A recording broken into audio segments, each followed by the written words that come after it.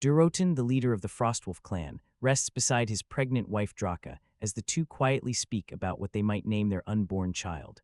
Not long after, Durotan joins the gathering of the various orc clans, all of whom have answered the summons of the feared warlock Gul'dan. The massive encampment is preparing for war, and Gul'dan oversees everything with ruthless authority. At his side stands Garona, a half-orc woman who serves as his translator whenever communication with other races becomes necessary. Nearby, terrified prisoners are kept locked in cages. One desperate captive begs Garona to save her child, but Gul'dan coldly dismisses the plea. He explains that his dark power feeds on life itself. Using a sinister green force known as fell magic, he drains living beings dry in order to fuel his spells. His ultimate goal is to generate enough power to create a gateway between his dying world and another realm called Azeroth, which he intends to conquer. However, he lacks the energy to keep such a portal stable permanently. For now, he only possesses enough life force to send a smaller invasion force made up of the strongest orc warriors. Their mission is simple: capture more prisoners in Azeroth so Gul'dan can harvest enough energy to fully open the portal later. Durotan, Draka, Orgrim, and the rest of the Frostwolf clan eventually step through the magical gateway along with the warband. The crossing proves painful for Draka, and shortly after arriving, she goes into labor. Despite protests from several orcs who distrust his magic, Gul'dan assists with the birth. The newborn appears weak and close to death, but Gul'dan quickly drains the life from a nearby deer, channeling the stolen energy into the infant through fell magic. The child suddenly begins breathing again. Gul'dan proudly presents the baby to the gathered orcs, declaring him the newest warrior of the horde. Meanwhile, in Azeroth, Anduin Lothar, one of King Lanez's most respected knights, is visiting Ironforge, where dwarven engineers proudly show him a newly developed weapon known as the boomstick, an early mechanical firearm. Before Lothar can properly inspect it, a messenger rushes in carrying alarming news. One of the kingdom's outposts has been attacked, and the king demands Lothar's immediate return to Stormwind. Back in the capital, Lothar encounters a prisoner attempting to cast a spell against him. The young mage fails miserably, but Lothar notices an unusual symbol burned into the man's arm, the mark of the Kirin Tor. The prisoner introduces himself as Khadgar and reveals that he once trained as a guardian's apprentice, sworn to defend the realm from magical threats, before abandoning that path. Khadgar insists on examining the bodies of the fallen soldiers because he suspects something unnatural caused their deaths. As he investigates, traces of faint green energy suddenly emerge from one of the corpses. Recognizing the dangerous magic immediately, Khadgar insists that only the Guardian himself can understand what they are facing. Lothar warns him that summoning the Guardian is not a decision anyone makes lightly. Only King Lanez has that authority. Together, they ride to Stormwind Keep. At the castle, Lothar reunites briefly with his sister Lady Teria Rin, the queen, along with his young son Callan. After hearing Khadgar's explanation and learning about the strange magical evidence, King Lanez agrees the situation is too serious to ignore. He orders Lothar and Khadgar to travel to Karajan, the Tower of Medivh, the guardian of the realm. To prove the king's request is genuine, Lanez entrusts Lothar with his blue signet ring. When they arrive at Karajan, they are welcomed by Moros, Medivh's mysterious servant. The magical fortress radiates powerful protective energy. Moros escorts Lothar upward through the towering structure to meet Medivh personally, while Khadgar becomes distracted by the endless library hidden within the stronghold. As Khadgar explores the ancient bookshelves, he catches sight of a strange figure lurking nearby before it vanishes into the shadows between the shelves. While searching for it, the Kirin Tor mark on his arm suddenly begins glowing intensely near one particular book. He pulls the book free, but before he can inspect it, Medivh abruptly appears and violently confronts him. The tension only eases once Khadgar mentions fell magic, a corrupt power fueled by consuming life itself. Realizing the threat may be real, Medivh wastes no time. Using his magic, he transports himself, Lothar, and Khadgar directly back to Stormwind to speak with the king. Reports are flooding in from frightened citizens, claiming they were attacked by monstrous creatures unlike anything they had ever seen. Lothar argues that they need to capture one of these invaders alive if they want answers. Even recovering bodies could provide valuable information. But King Lanez reminds them that they still have no idea what kind of enemy they are dealing with or how dangerous the situation truly is. Determined to uncover the truth, Lothar, Medivh, Khadgar, and a squad of soldiers head into Elwyn Forest to investigate the attacks firsthand. As they move through the woods, they discover eerie green traces burned into the trees, unmistakable signs of fell corruption. Moments later, Durotan and his orc warriors ambush the scouting party. a brutal clash erupts in the forest, leaving casualties on both sides. During the chaos, Lothar quickly realizes the orcs possess overwhelming physical strength. He warns his men not to challenge them head-on, ordering them to rely on strategy and precision instead of raw force. During the brutal clash in Elwyn Forest, Lothar manages to wound Blackhand, the terrifying orc warchief, slicing into his arm before barely escaping the giant warrior's wrath. Around him, Khadgar struggles to keep the soldiers alive using his magic, while Medivh unleashes far greater power against the attackers. The Guardian channels arcane energy strong enough to rip the fell corruption directly out of the orcs infected by it. However, Durotan and the Frostwolf clan remain unaffected because no fell magic flows through them, allowing them to retreat from the battlefield unharmed. After the fight, the humans capture Garona. To their surprise, she can speak their language fluently, making communication possible. Under questioning, Garona explains the true scale of the invasion. The orcs are not simply raiders, they intend to conquer Azeroth entirely. She reveals that Gul'dan's dark magic depends on living prisoners, whose life force is consumed to fuel the Fel. According to her, the orcs arrived through a gigantic green portal powered by that same energy. Back at the Horde encampment, Blackhand is forced before Gul'dan to answer for retreating from battle, something considered shameful among the orcs. Before punishment can be decided, Durotan interrupts the gathering. He argues that the enemy's warlock used fell magic against them during the battle. Gul'dan rejects the accusation immediately, convinced that only he possesses control over such power. Even so, Durotan's distrust toward the Fel begins growing stronger. Elsewhere, Garona speaks further about the portal and explains that Gul'dan was shown its existence by a demon. Before she can continue, the conversation ends as others arrive at her cell. Later, Queen Teria personally visits Garona. Instead of treating her like a monster, the queen offers her food, drink, and even the possibility of freedom. Teria sympathizes with Garona's lonely position between two worlds, slowly earning her trust.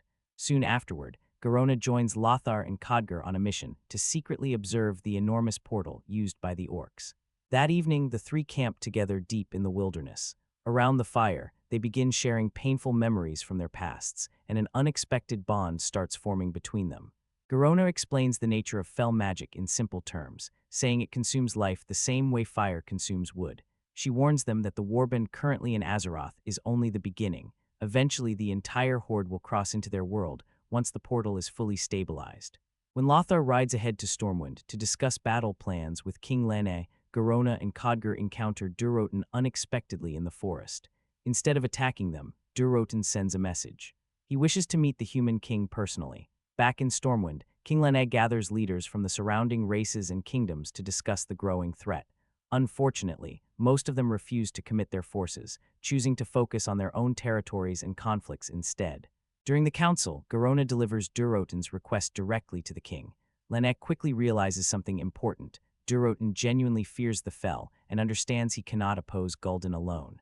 The king believes this could be an opportunity for an alliance. Lothar strongly opposes trusting an orc, but Garona insists Durotan is different from the others. She explains that his true goal is protecting his clan and family, and that Gul'dan's corruption threatens his people just as much as it threatens humanity. Hoping to strengthen that trust, Queen Teria gifts Garona a dagger for protection. Meanwhile, Khadgar continues researching the Fel in secret. Suddenly, Medivh appears in his chamber and dismisses all of Khadgar's findings as reckless nonsense. The Guardian burns the research documents himself, insisting that handling the Fel is his responsibility alone and that Khadgar should stay away from it entirely. Before everything is destroyed, Khadgar secretly hides one surviving page inside his robe.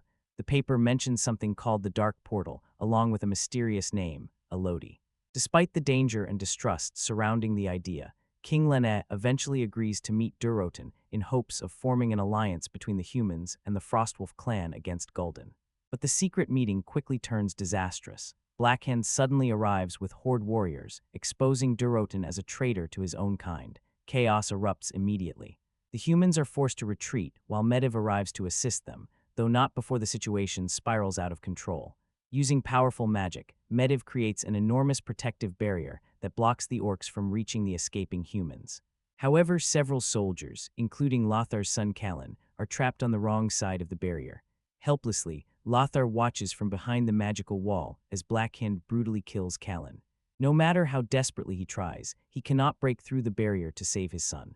The devastating loss leaves him shattered with grief and rage. Not far away, Garona and Khadgar discover Medivh collapsed unconscious near the cliffs after expending so much power. They transport him back to Karajan so he can recover, but while tending to him, Khadgar notices flashes of green light glowing inside Medivh's eyes. The sight horrifies him. He realizes the Guardian himself may somehow be connected to the fell corruption. Certain that the truth is far worse than anyone imagined, Khadgar immediately leaves Karajan, insisting he must seek help from the Kirin Tor. At the Horde camp, Durotan attempts to negotiate with Blackhand. He offers to submit to Gul'dan's authority if his clan and family are spared. Realizing the danger surrounding them, Durotan orders Draka to flee with their infant son, finally naming the child Gal before sending them away. At the same time, Orgrim privately informs Gul'dan that Durotan has turned the Frostwolf clan against the use of fell magic. Elsewhere, Khadgar reaches the Kirin Tor. Although many of the mages still resent him for abandoning his training years earlier, they reluctantly allow him access to an ancient entity named Elodie, a former guardian-like protector. Elodie reveals the horrifying truth. Medivh has been completely corrupted by the Fell and is no longer capable of controlling it. Back at Karajan, Moros helps Medivh regain his strength, unaware of how far the corruption has spread. But Medivh suddenly embraces the darkness completely, draining the life from Moro's body through fell magic and killing him instantly. Meanwhile, King Lannes struggles with how to defend Stormwind against an enemy unlike anything they have ever faced. Lothar argues that nothing matters more than destroying the Dark Portal before the Horde can bring over the rest of its armies. Closing the gateway must become their highest priority. At that moment, Medivh suddenly arrives before them. Still grieving Callan's death, Lothar can barely contain his fury, blaming the Guardian for what happened to his son. Overcome with rage after confronting Medivh, Lothar is ordered by King Lannes to be locked away until he regains control of himself. While he sits imprisoned, Garona secretly visits his cell. She informs him that the king has decided to launch a direct assault against the Dark Portal before more of the Horde can cross into Azeroth. Lothar warns her not to place her trust in Medivh, convinced the Guardian is hiding something dangerous. He urges Garona to remain behind with him where she will be safer, but she refuses to stay out of the fight. Determined to help end the war, she leaves alongside King Lannes and the Stormwind forces. Medivh promises he will join the army shortly, claiming he still has preparations to complete at Karajan first. Not long after, Khadgar finally returns to Stormwind and immediately frees Lothar from his prison cell. Lothar wants to ride straight to the battlefield to protect the king, but Khadgar insists their true priority must be stopping Medivh. If the corrupted Guardian succeeds in opening the portal permanently, all of Azeroth could fall. Elsewhere, Draka desperately tries to save her son. She places baby Gal into a small vessel and sends him drifting down the river, hoping someone far away might spare him from the destruction surrounding the Frostwolf clan. Shortly afterward, she is hunted down and killed alongside many of her people, as Gul'dan crushes every sign of rebellion within the clan. At the Horde camp, Durotan openly challenges Gul'dan according to the ancient Mak'gora tradition, a sacred duel fought to the death for leadership. Gul'dan accepts the challenge, though at the same time the Dark Portal is beginning to reopen with Medivh secretly aiding the process from afar. The corruption inside Medivh continues spreading, slowly transforming him into something monstrous. As the portal expands, Gul'dan grows impatient and tries to end the duel quickly so he can focus on the invasion. However, Blackhand insists the sacred ritual must be respected, forcing Gul'dan to continue the fight properly. During the duel, Durotan manages to stand his ground, but Gul'dan eventually abandons honor entirely. Using fell magic, he drains the life directly from Durotan's body, killing him in front of the Horde. The brutal cheating enrages many orcs who still respect the old traditions. Even so, Gul'dan silences all opposition after executing several other rebellious Frostwolves. With the rebellion crushed, he prepares the Horde to face the incoming human assault led by King Lannes. A massive battle erupts near the portal as Stormwind's forces clash against the Horde. At the same time, Lothar and Khadgar arrive at Karajan, where they discover Medivh deep within a ritual, chanting the incantation needed to fully stabilize the Dark Portal and allow countless more orcs into Azeroth. Before they can reach him, a gigantic magical construct created by Medivh comes alive and attacks them.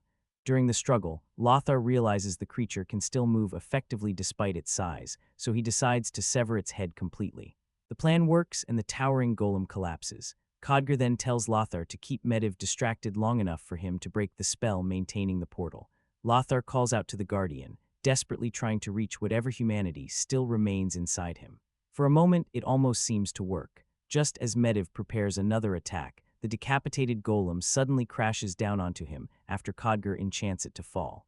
Khadgar uses the opening to directly confront the fell-consuming Medivh. The young mage struggles intensely against the overwhelming corruption threatening to consume him as well. Lothar encourages him not to give up, reminding him that he is stronger than he believes. Finally, Khadgar succeeds. The demonic corruption is purged, and Medivh briefly returns to his normal self.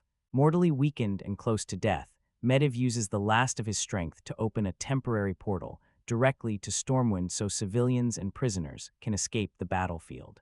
Back in the middle of the war, King Lennes sees the portal appear and believes the Guardian has finally come to aid them. He immediately orders his soldiers to form defensive lines around the magical gateway while freeing prisoners trapped by the Horde. Under heavy fighting, civilians begin escaping safely through the portal, but the victory lasts only moments. Medivh dies from his wounds, causing the portal to collapse suddenly. With the escape route gone, the orcs attack from all sides. As the battle descends into chaos, Blackhand charges toward King Lennes, determined to personally claim the honor of killing the human ruler. Realizing there is no escape, Lennes makes a heartbreaking decision. He orders Garona to kill him instead, believing that if Blackhand takes his life, both sides will only continue the cycle of hatred forever. By dying at Garona's hand, he hopes she can gain enough respect among the orcs to one day help create peace between their peoples. With great reluctance, Garona obeys and kills the king. Nearby, Lothar arrives and manages to recover King Lennes' body while continuing to battle the remaining orcs. During the fighting, he is eventually overwhelmed and knocked unconscious. When he awakens, he finds himself standing inside another Mak'gora arena. Blackhand has chosen to challenge him in ritual combat. Lothar is handed King Lennes' sword and forced into the duel. Despite Blackhand's terrifying strength, the fight ends almost instantly. Lothar strikes with precision and kills the massive orc leader in a single devastating blow. The surrounding orcs are stunned but respect the outcome because the sacred tradition has been honored. Furious, Gul'dan orders the Horde to kill Lothar anyway, but Garona intervenes. She warns the orcs that if Gul'dan breaks the rules of Mak'gora, no warrior will ever trust or follow him again. Her words force Gul'dan to stand down. Lothar leaves with King Lennes' body, but before departing, he notices Garona's blade stained with the king's blood. Believing she betrayed them willingly, he rides away heartbroken and furious. Later, during King Lennes' funeral, the leaders of Azeroth finally set aside their differences. The kingdoms and races that once refused to cooperate now unite against the Horde, officially forming an alliance with Lothar chosen as its leader. Far away from the war, the infant Gaul continues drifting down the river until human travelers discover him alive, setting the stage for a future yet to come. When Warcraft was announced, people weren't treating it like just another fantasy movie. That's the thing. The expectations around this film were honestly kind of ridiculous before a single trailer even dropped, and I get why. For years, video game movies had this reputation of being either completely forgettable or just outright disasters. Every time Hollywood touched a major gaming franchise, audiences immediately lowered their expectations out of self-defense. But Warcraft felt different. This wasn't some random niche title being adapted for quick money. This was one of the biggest gaming franchises on the planet. Even people who never played World of Warcraft still knew what Warcraft was. The orcs, the armor, the giant swords, the whole Azeroth mythology, it had already become part of pop culture long before the movie existed. So naturally, people started building this thing up in their heads as the movie that could finally break the curse. And honestly, Hollywood kind of encouraged that thinking too. You could feel the ambition immediately. Huge budget, massive visual effects work, Duncan Jones directing after Moon and Source Code, Blizzard heavily involved. There was this sense that they weren't just trying to make a decent game adaptation, they wanted a franchise, a real one, something on the level of Lord of the Rings where audiences would get pulled into this giant fantasy universe and stay there for years. That's a dangerous level of expectation to put on any movie, by the way, because once people start throwing around Lord of the Rings comparisons, you're already walking into a minefield. Fantasy fans become brutal when they think a movie is aiming for that throne, and Warcraft absolutely looked like it wanted to sit at the same table. Giant kingdoms, ancient magic, war between races, chosen heroes, corrupted power, massive armies crashing into each other. All the ingredients were there, but there was another challenge hanging over the movie that I think people forget now. Warcraft had to work for two completely different audiences at the same time. You had longtime fans who knew this world inside out, people who had spent years, sometimes literal years, living in this universe through the games. These are fans who know the lore, the factions, the politics, the history, all of it. And then on the other side, you had casual moviegoers who maybe just saw a cool trailer with orcs punching people through walls. Those are not the same audience at all.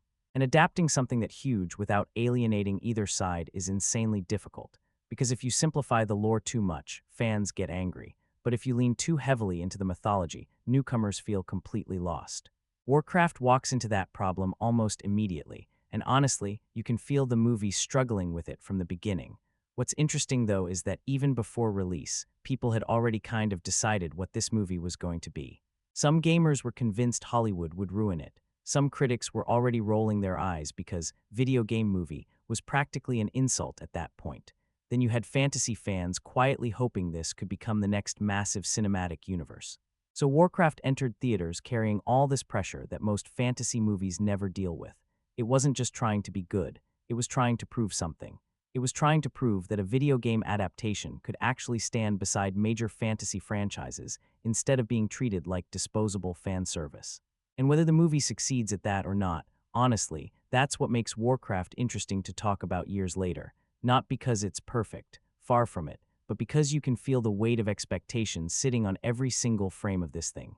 So once Warcraft actually gets going, the movie basically throws you straight into a collapsing world, and I mean immediately. There's almost no warm-up period here.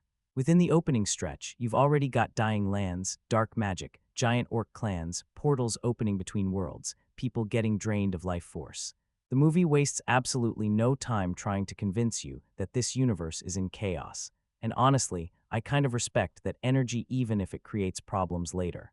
The core setup is actually pretty simple underneath all the fantasy terminology. The orc homeworld Draenor is dying. Not things are bad dying. I mean completely rotting away because of this corrupted force called fell magic.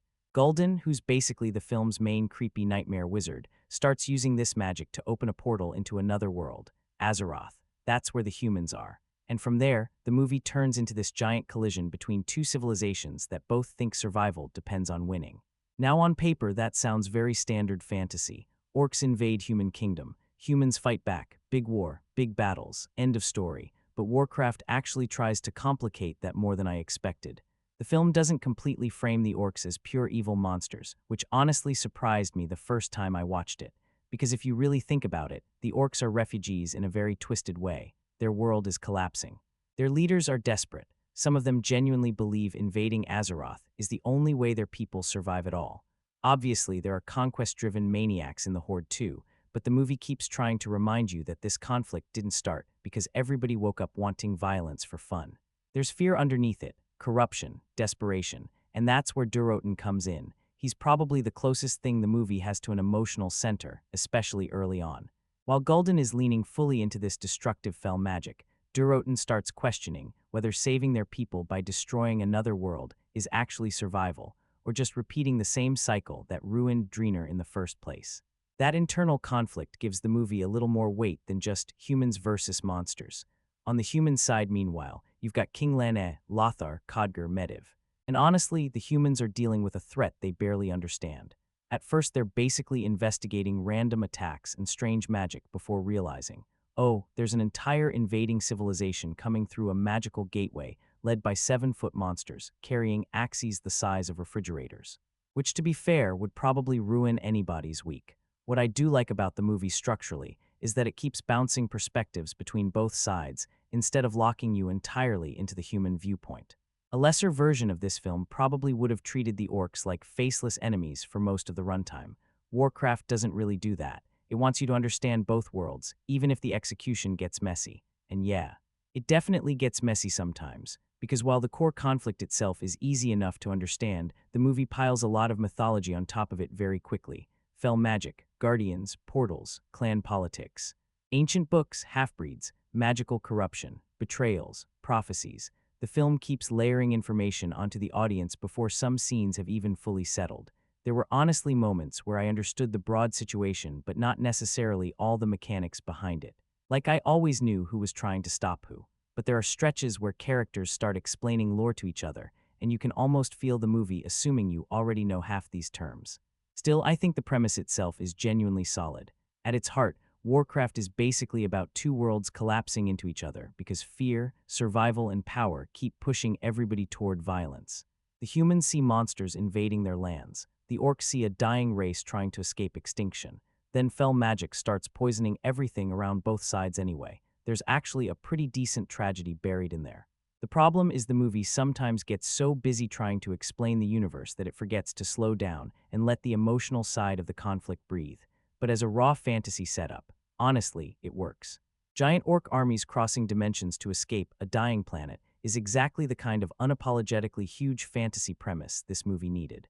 One thing I genuinely did not expect from Warcraft, especially going in with all the video game movie baggage, was how much of the emotional weight actually comes from the orcs. Like, not even joking, there are long stretches where the orc side of the story is just flat out more interesting than the humans.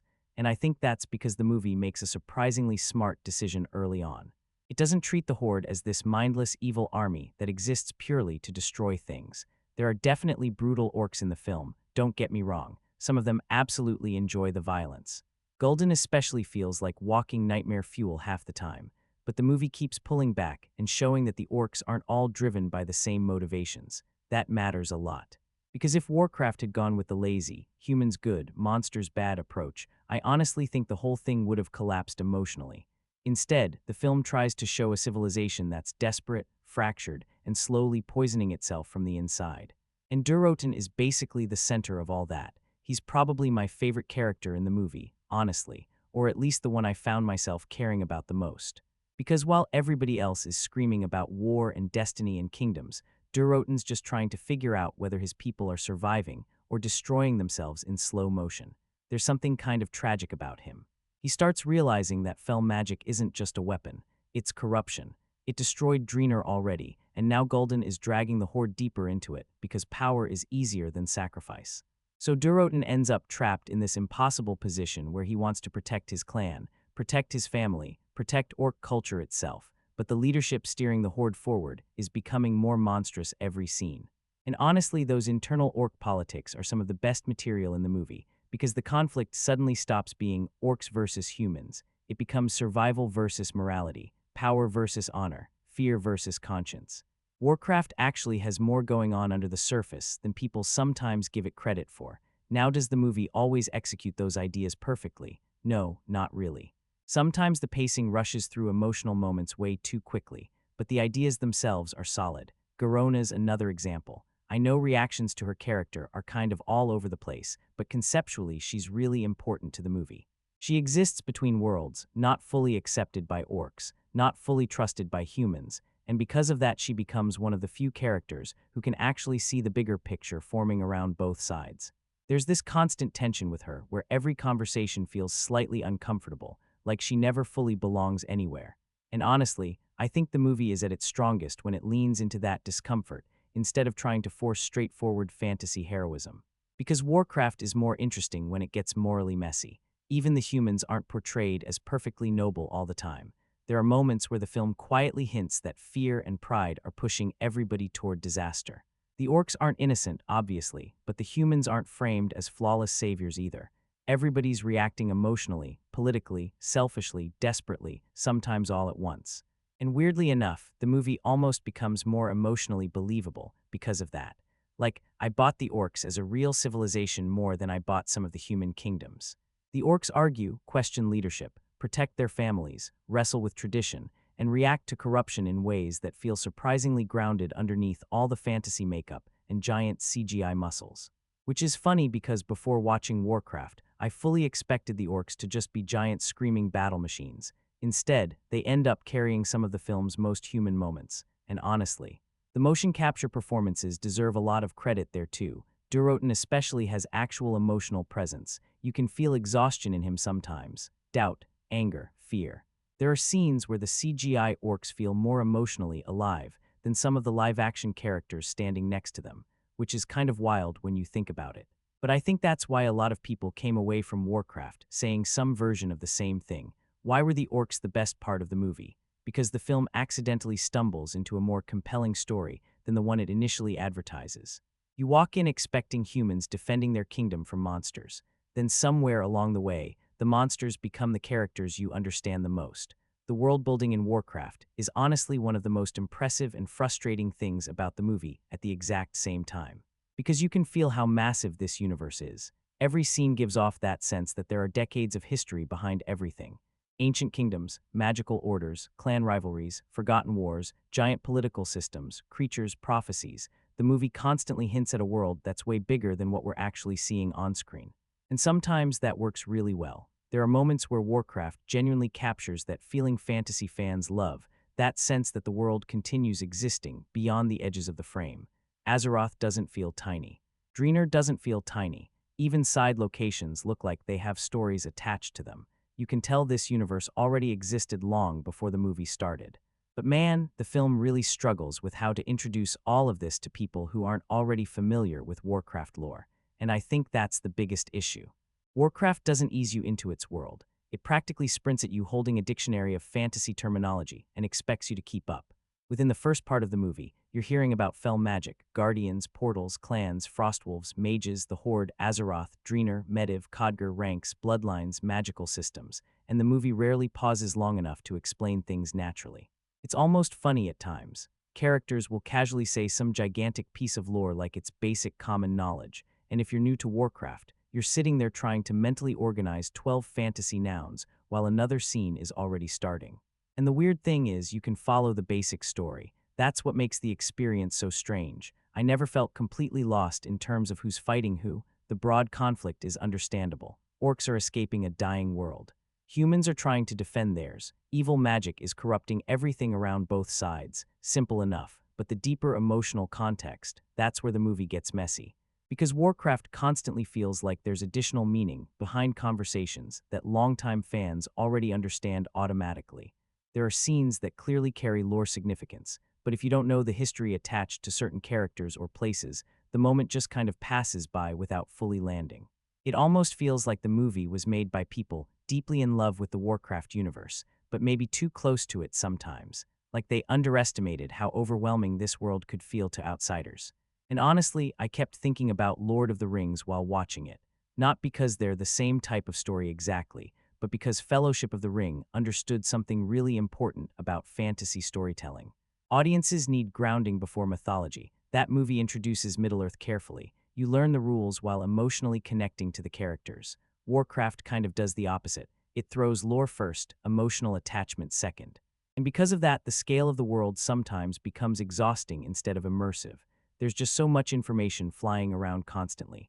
Magical politics, hidden betrayals, mysterious guardians, clan dynamics, portal mechanics. It's like the movie is trying to condense an entire television season into one film. Actually, scratch that. It feels like it's trying to condense about 3 seasons. And I think that's why some people compare the experience to adaptations like Dune.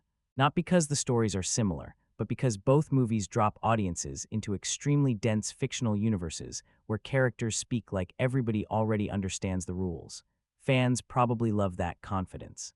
Casual viewers may just feel battered by exposition after a while. Still, I don't want to sound like the world building is bad, because honestly, the ambition here is kind of impressive. Warcraft absolutely commits to its fantasy identity. There's no self-consciousness about it, no irony, no wink at the audience, Marvel-style humor every 5 seconds to reassure people that fantasy is silly. The movie fully embraces giant magical portals, glowing corruption, ancient prophecies, flying beasts, massive armor, magical libraries, and gigantic orc clans without embarrassment. And I weirdly respect that. The film genuinely believes in its world. That sincerity matters. Even when the storytelling gets cluttered, you can tell the filmmakers wanted Azeroth to feel ancient, lived in, and important. There's history hanging over everything. The problem is that the audience sometimes experiences that history as homework instead of immersion. You shouldn't need outside knowledge to emotionally connect to a movie. That's where Warcraft stumbles hardest. Because there are flashes of an incredible fantasy universe here. Honestly, some of the ideas are really cool, but the film gets so busy trying to show the size of the world that it occasionally forgets to help people settle comfortably inside it first. I think the biggest battle Warcraft was fighting wasn't actually humans versus orcs. It was newcomers versus longtime fans. Seriously, that balancing act is all over this movie. You can feel it in almost every scene. And honestly, I don't envy the filmmakers at all, because adapting something this huge is kind of a nightmare if you really think about it. If you simplify the world too much, the hardcore Warcraft audience gets angry because you stripped away the lore they love. But if you lean too hard into the mythology, casual audiences start feeling like they accidentally walked into the fifth season of a fantasy show they've never seen before. And Warcraft keeps drifting back and forth between those two extremes constantly. What's interesting is that the movie does try to help newcomers at first. You can tell there's an effort being made. The basic conflict is easy enough to understand. Orcs are escaping a dying world. Humans are trying to stop an invasion. There's corrupted magic making everything worse. On paper, that's actually pretty accessible. But then the movie starts layering Warcraft-specific lore on top of everything almost immediately. Suddenly people are talking about guardians, fell corruption, clans, ranks, bloodlines, ancient magic systems, magical artifacts, hidden betrayals, political alliances, and the film explains some of it, but not always in a way that feels natural. Sometimes characters speak like they're continuing conversations fans already started years ago. And if you've never played Warcraft before, there are moments where you just kind of nod, along pretending you fully understand what's happening. I had that experience multiple times watching it. Not confusion exactly, more like partial understanding. Like I knew the destination of the scene, but not always the emotional significance behind it. And that matters more than people think, because fantasy audiences are actually pretty forgiving when it comes to complicated worlds. People learned the rules of Middle-earth. People learned houses and politics in Game of Thrones. People learned Harry Potter lore, Star Wars lore, Dune lore. Audiences are willing to do the work if the movie gives them a strong emotional anchor first. Warcraft sometimes skips that step. It introduces information before attachment. So instead of discovering the world naturally through characters, you occasionally feel like the movie is trying to catch you up on 20 years of mythology in real time. And the weird thing is, fans probably loved parts of that. You can absolutely tell this film was made with genuine affection for Warcraft lore. There are moments that clearly exist because the filmmakers wanted longtime players to recognize locations, references, characters, or pieces of mythology they've been attached to forever. The movie never feels embarrassed by its source material. If anything, it respects it a little too much. That's actually one of Warcraft's most fascinating problems. It's so determined to stay loyal to the universe that it sometimes forgets movies have different storytelling needs than games.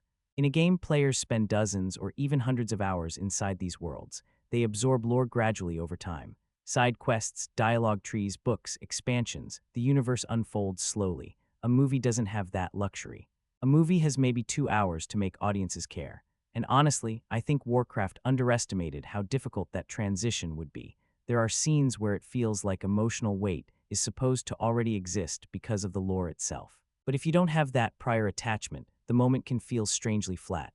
Meanwhile, fans are probably sitting there going, "Oh my God, they referenced this character," while newcomers are just trying to remember who anybody is.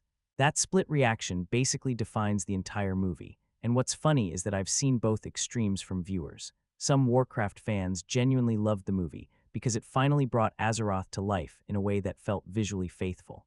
They appreciated that the film didn't completely water everything down for mainstream audiences. But then you've got non-fans walking out saying, "I understood the gist of it, but I didn't really feel connected to any of it." And honestly, I think both reactions are fair, because Warcraft isn't inaccessible in the sense that it's impossible to follow. The movie isn't nonsense. You can understand the broad story. The problem is that understanding events and emotionally investing in them are two very different things. That emotional gap is where the fan service balancing act becomes tricky. There's this constant feeling throughout the movie that there's more meaning hiding underneath scenes than what casual viewers are getting on the surface. Like the filmmakers are quietly saying, "Trust us, this matters," because longtime fans already know it matters. But movies can't rely on outside affection alone. They have to build emotional investment from scratch. And Warcraft sometimes assumes it inherited more emotional attachment than it actually did from the games. One of the weirdest things about Warcraft is that it somehow feels both too long and too short at the same time. And I know that sounds contradictory, but if you've seen the movie, you probably get exactly what I mean. Because structurally, this thing moves fast, almost aggressively fast. Characters are introduced, alliances form, betrayals happen, magical discoveries are made, giant battles erupt, and the movie barely pauses between any of it. It's constantly pushing forward like it's afraid the audience will get bored if there isn't another plot development every 3 minutes. But at the exact same time, the film also feels incomplete. Like entire layers of story are missing underneath what we're watching. That's the frustrating part. There are moments where Warcraft clearly wants emotional impact. A death happens, a sacrifice happens, a relationship shifts. Somebody questions their loyalty. But before those moments can really settle, the movie is already sprinting toward the next magical crisis or war council meeting or exposition scene. It rarely breathes. And honestly, I think the movie desperately needed more breathing room, not necessarily more action, more space, more scenes where characters simply exist together without explaining lore or preparing for battle. The best fantasy stories understand that downtime matters just as much as spectacle, sometimes more. Like, think about Fellowship of the Ring for a second. That movie spends time letting you feel the world before throwing nonstop chaos at you. You get quiet conversations, travel scenes, meals, friendships, tension building naturally. Warcraft barely allows itself moments like that. Everybody's always moving. Everybody's always talking about the next threat. Everybody's always explaining something. And because of that, the emotional side of the story starts feeling rushed almost by default. Honestly, this feels less like a complete movie and more like somebody condensed an entire fantasy TV season into 2 hours. There's enough material here for multiple films, maybe even a streaming series. Instead, the theatrical cut feels like it's desperately trying to summarize an enormous universe before the credits roll. Which is why so many people came away saying basically the same thing: this should have been longer. And usually when audiences say that about a blockbuster, it's because they just liked the world and wanted more time in it. With Warcraft, though, it's different. People wanted more time because the movie genuinely feels like it's missing connective tissue. There are emotional gaps everywhere. You can almost sense scenes that were probably cut. Relationships jump forward abruptly. Characters trust each other suddenly. Storylines resolve before they fully develop. Emotional reactions get brushed aside because the movie needs to hurry into the next plot point. There are stretches where Warcraft feels edited for speed rather than rhythm. And weirdly enough, that pacing issue hurts the world-building too, because the movie keeps introducing giant fantasy concepts without giving audiences enough time to absorb them emotionally. Azeroth, fell magic, clan politics, guardians, betrayals, portals.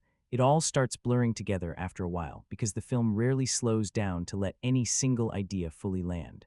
The irony is that fantasy fans probably would have sat through a much longer version happily. Seriously, this isn't a genre where audiences are scared of runtime anymore. Lord of the Rings proved that years ago. Game of Thrones proved people are willing to spend dozens of hours inside giant fantasy worlds if the characters and storytelling are strong enough. Warcraft almost feels trapped between wanting to be an epic saga and wanting to maintain blockbuster pacing. So it rushes, and the rushing creates this strange emotional distance from everything happening. There's also this constant sense that the movie is setting things up for future installments instead of fully satisfying the story it's currently telling. Warcraft very obviously wants to be the beginning of something larger. You can feel sequel energy all over it. Certain arcs don't really conclude emotionally. Some conflicts feel more planted than resolved, which can work if the first movie stands strongly on its own. But Warcraft sometimes feels like it's more interested in future mythology than present storytelling. Almost like the movie assumes audiences are already committed to the franchise before the emotional investment has actually been earned. And that creates a really odd viewing experience. Because there are scenes in Warcraft that genuinely hint at a better, fuller version of the movie. You catch flashes of it, certain quieter orc moments, bits of political tension, character conflicts that needed more development. You can see the outline of a richer fantasy epic buried underneath the theatrical cut. That's honestly why the movie remains kind of frustrating years later, not because it's completely broken. It's not. There's clearly effort and ambition here. But the pacing constantly works against the emotional potential of the material. The film spends so much time trying to move the universe forward that it forgets to let the audience emotionally live inside the universe for a while first. And without that connection, even the biggest fantasy battles start feeling strangely hollow after a while. The biggest problem with Warcraft honestly isn't the acting. It's not even the CGI, despite what a lot of people focus on first. It's the storytelling structure. Because underneath all the visuals and fantasy lore, the movie just feels crowded.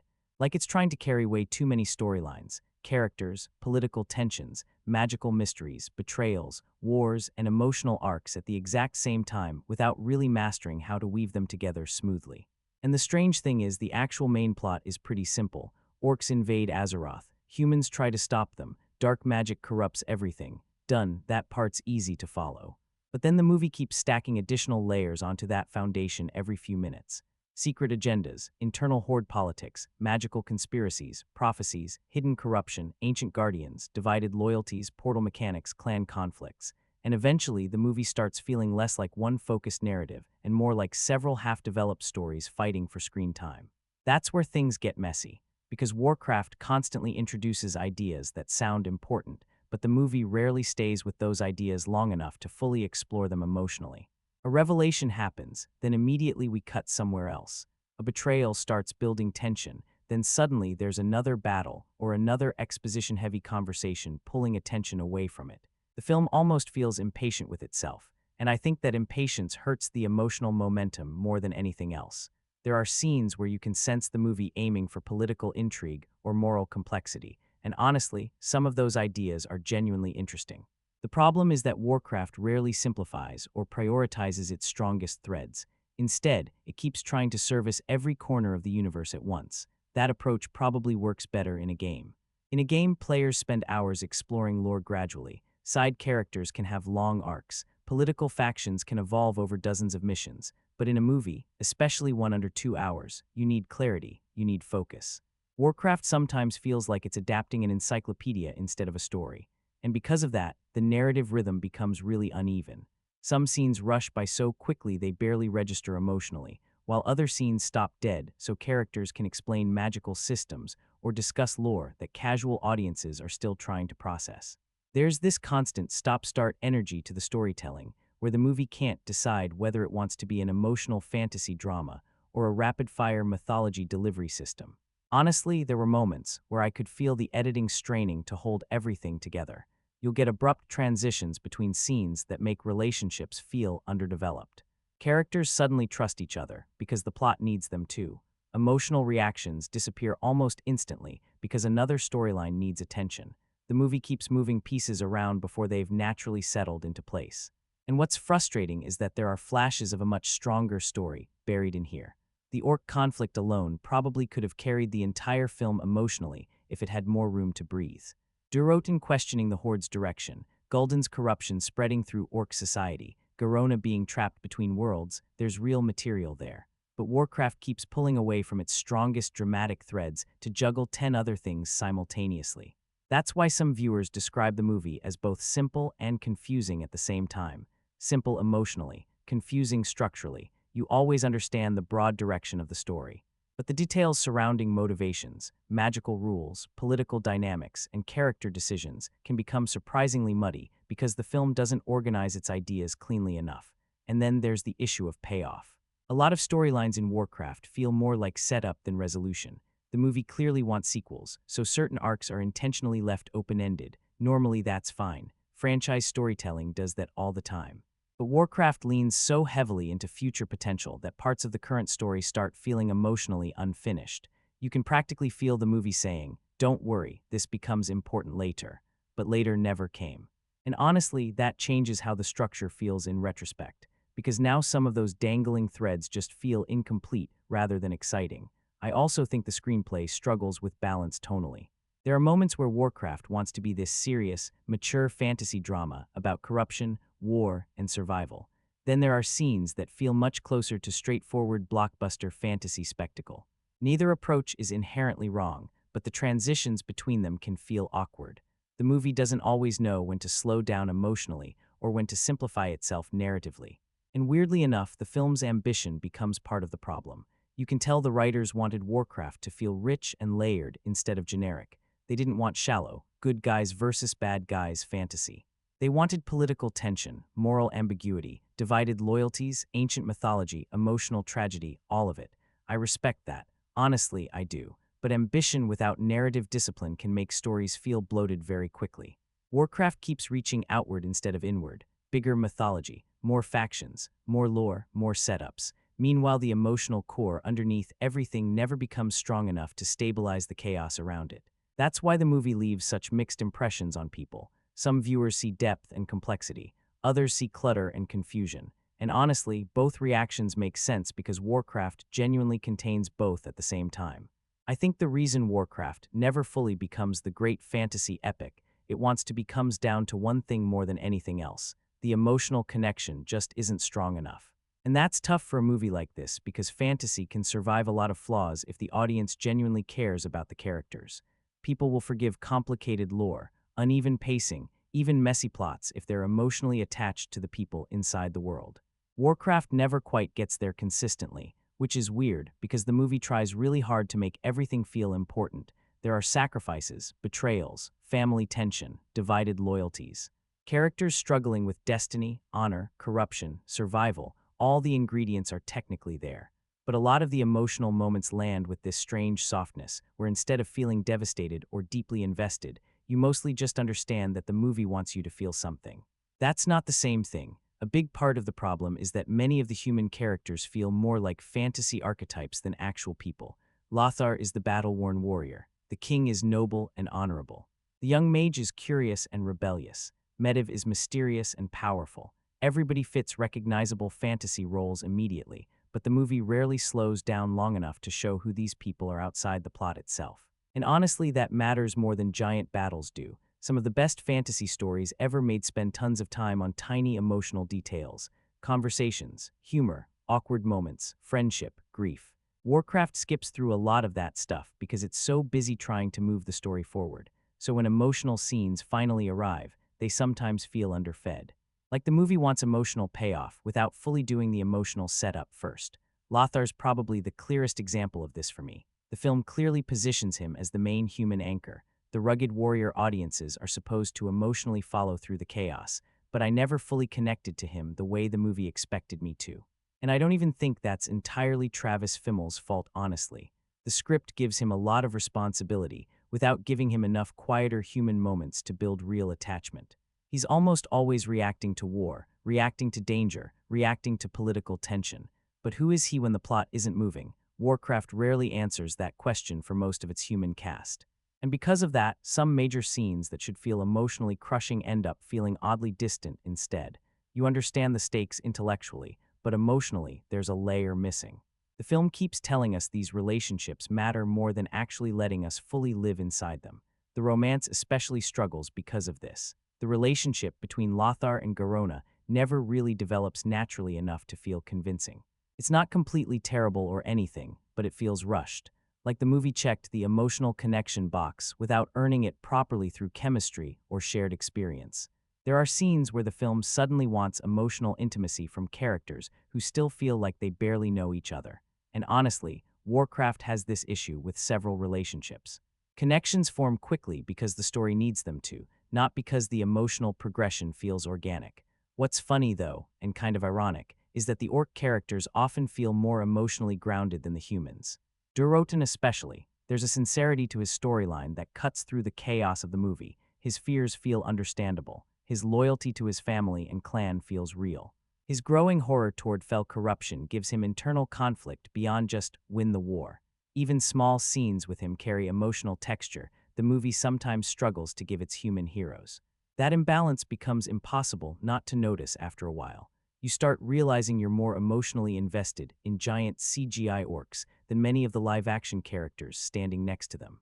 And I honestly think part of that comes from simplicity. The orc motivations are cleaner emotionally. Survival, honor, family, corruption, fear. The movie allows those emotions to exist more directly, while the human side keeps getting tangled inside lore exposition, political discussions, magical mysteries, and franchise setup. Garona also ends up more compelling than I expected in parts because she exists emotionally between worlds. She's constantly treated like she belongs nowhere, and there's actual sadness in that idea. Some scenes with her genuinely hint at the deeper emotional movie Warcraft could have been if it focused more tightly on identity and divided loyalty instead of juggling so many subplots. And that's the frustrating thing. There are pieces of strong emotional storytelling scattered all throughout this movie. You catch glimpses of it, certain conversations, certain sacrifices, certain quieter moments. But Warcraft rarely pauses long enough to let those emotions settle properly before racing into another battle or another giant lore reveal. Everything's always moving, which creates this strange emotional distance between the audience and the story. You're watching events unfold, but you don't always feel deeply connected to the people experiencing them. And honestly, that's probably why the movie ends up feeling visually bigger than it feels emotionally. The world is huge, the battles are huge, the mythology is huge. But the emotional core underneath all that spectacle never fully grows to the same size. You know what's kind of hilarious about Warcraft in retrospect? The giant CGI orcs end up being more emotionally believable than most of the humans. Like, genuinely, that's not even me trying to be funny or exaggerated. Somewhere along the way, the movie accidentally turns the orc storyline into the strongest part of the entire film. And once you notice it, you really can't unsee it. Because early on, you assume the humans are going to be the emotional anchor. That's usually how these fantasy stories work. The audience follows the human kingdom, the human heroes, the human perspective. The monsters are supposed to be the threat, but Warcraft slowly flips that dynamic around, and Durotan is the main reason why. Honestly, he's probably the closest thing this movie has to a fully realized character. Not perfect, but complete enough that you actually understand him emotionally beyond just plot mechanics. He's not fighting because he's evil. He's not power-hungry. He's not trying to conquer worlds because he enjoys destruction. He's terrified. Terrified for his people, terrified for his family, terrified that the Horde is poisoning itself with fell magic in exchange for survival. That's a real conflict, and the movie actually gives him room to wrestle with it. There are scenes where you can feel the exhaustion on him, the hesitation, the growing realization that Gul'dan's leadership isn't saving the orcs, it's slowly consuming them. Durotan starts looking around at his own civilization and realizing they may already be too far gone. That's honestly heavier material than the movie gives most of the human characters. And maybe that's why the orc side works better emotionally. Their motivations are cleaner, more direct. Survival, honor, corruption, family. You immediately understand what's driving them. There's less narrative clutter around their emotional arcs. Meanwhile, the humans are buried under politics, magical exposition, secret betrayals, kingdom alliances, prophecy stuff. The movie keeps complicating their side of the story until the emotional clarity starts getting diluted. But with Durotan, you get him almost instantly. And Toby Kebbell deserves a ton of credit for that too, because the performance underneath the motion capture actually carries emotional weight. There's this grounded sincerity to the character that cuts through all the fantasy spectacle. Some of the quietest moments with Durotan honestly hit harder than the giant battle scenes. Which is kind of wild considering he's a giant digital orc with tusks. Garona's interesting too, because she almost feels like the emotional bridge between both movies Warcraft could have been. There's the big fantasy blockbuster version full of battles and mythology. Then there's the more personal story hiding underneath about identity, belonging, and divided loyalty. Garona taps into that second movie more than almost anybody else. She doesn't fully belong with the orcs. She doesn't fully belong with the humans. Everybody sees her as useful before they see her as a person. And there's actually something pretty sad about that. Some of her best moments are when the movie stops trying to turn her into fantasy romance material and just lets her exist as somebody emotionally trapped between two collapsing worlds. Honestly, I wish Warcraft leaned into that version of the story more, because whenever the movie focuses on the emotional fractures inside the orc world, Durotan questioning the Horde, Garona struggling with identity, the fear of corruption spreading through their society, the film suddenly feels more mature and more emotionally grounded than people probably expected from a Warcraft adaptation. And I think that catches viewers off guard. You walk into the movie expecting giant orc battles and magical chaos, then suddenly, the orcs themselves become the most layered characters in the entire thing. Even visually, they feel more expressive than expected. The motion capture work carries tiny emotional details surprisingly well. You can see tension, fear, hesitation, anger, regret. Not perfectly all the time, but enough that the orcs start feeling like an actual civilization instead of just fantasy enemies.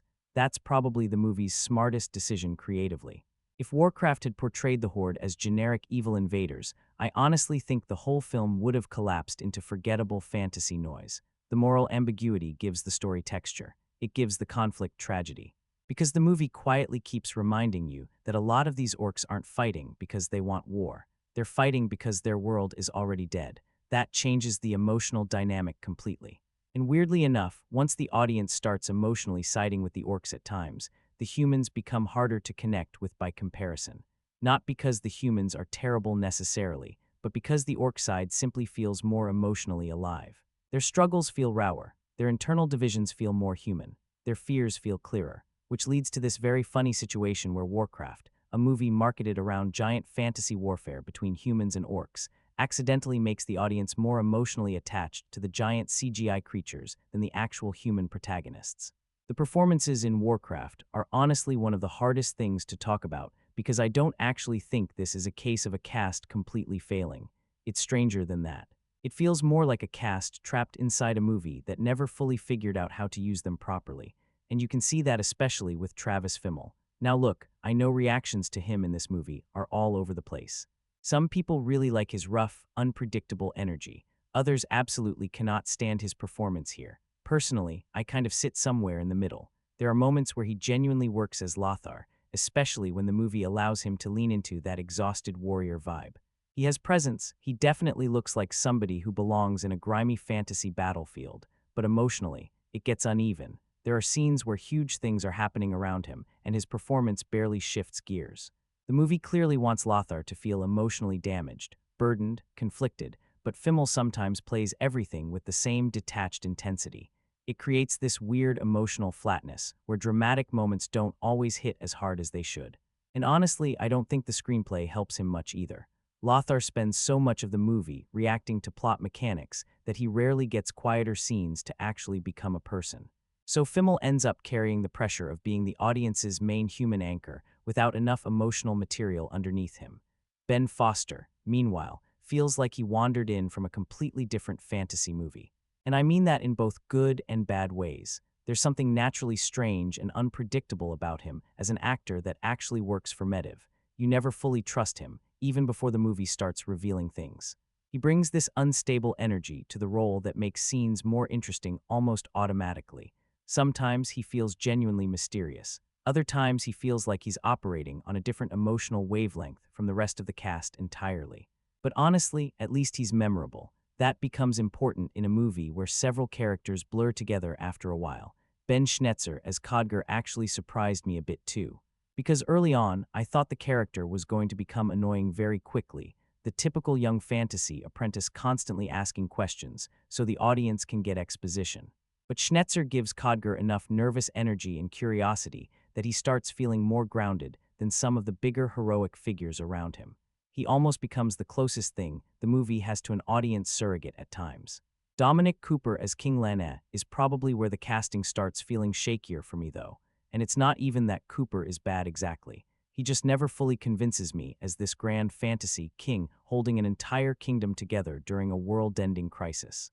There's a certain weight those roles need, a kind of authority that instantly fills the room, and I never completely bought it here, which matters more than people think in fantasy movies. Because these worlds are so exaggerated already that audiences need actors who can emotionally ground all the giant armor, magical speeches, and fantasy politics. If the central authority figures don't fully convince you, the world starts feeling more artificial around them. Then there's Paula Patton as Garona, which is probably the most divisive performance in the whole film. Some people genuinely liked her, others completely rejected the performance. I honestly think part of the problem is that the movie itself never fully decides what it wants Garona to be emotionally. Sometimes she's tragic, sometimes mysterious, sometimes a political bridge between worlds, sometimes a romance subplot, sometimes pure exposition delivery. That's a lot to juggle in one performance. And because the writing keeps shifting around her, Patton's scenes can feel inconsistent tonally. There are moments where Garona works really well, especially when the film leans into her isolation and divided identity.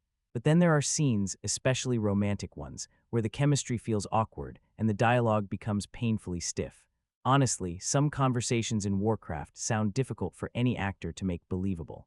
That's another thing worth mentioning here. The cast is constantly fighting against heavy exposition, fantasy terminology, and dialogue that doesn't always sound natural when spoken aloud.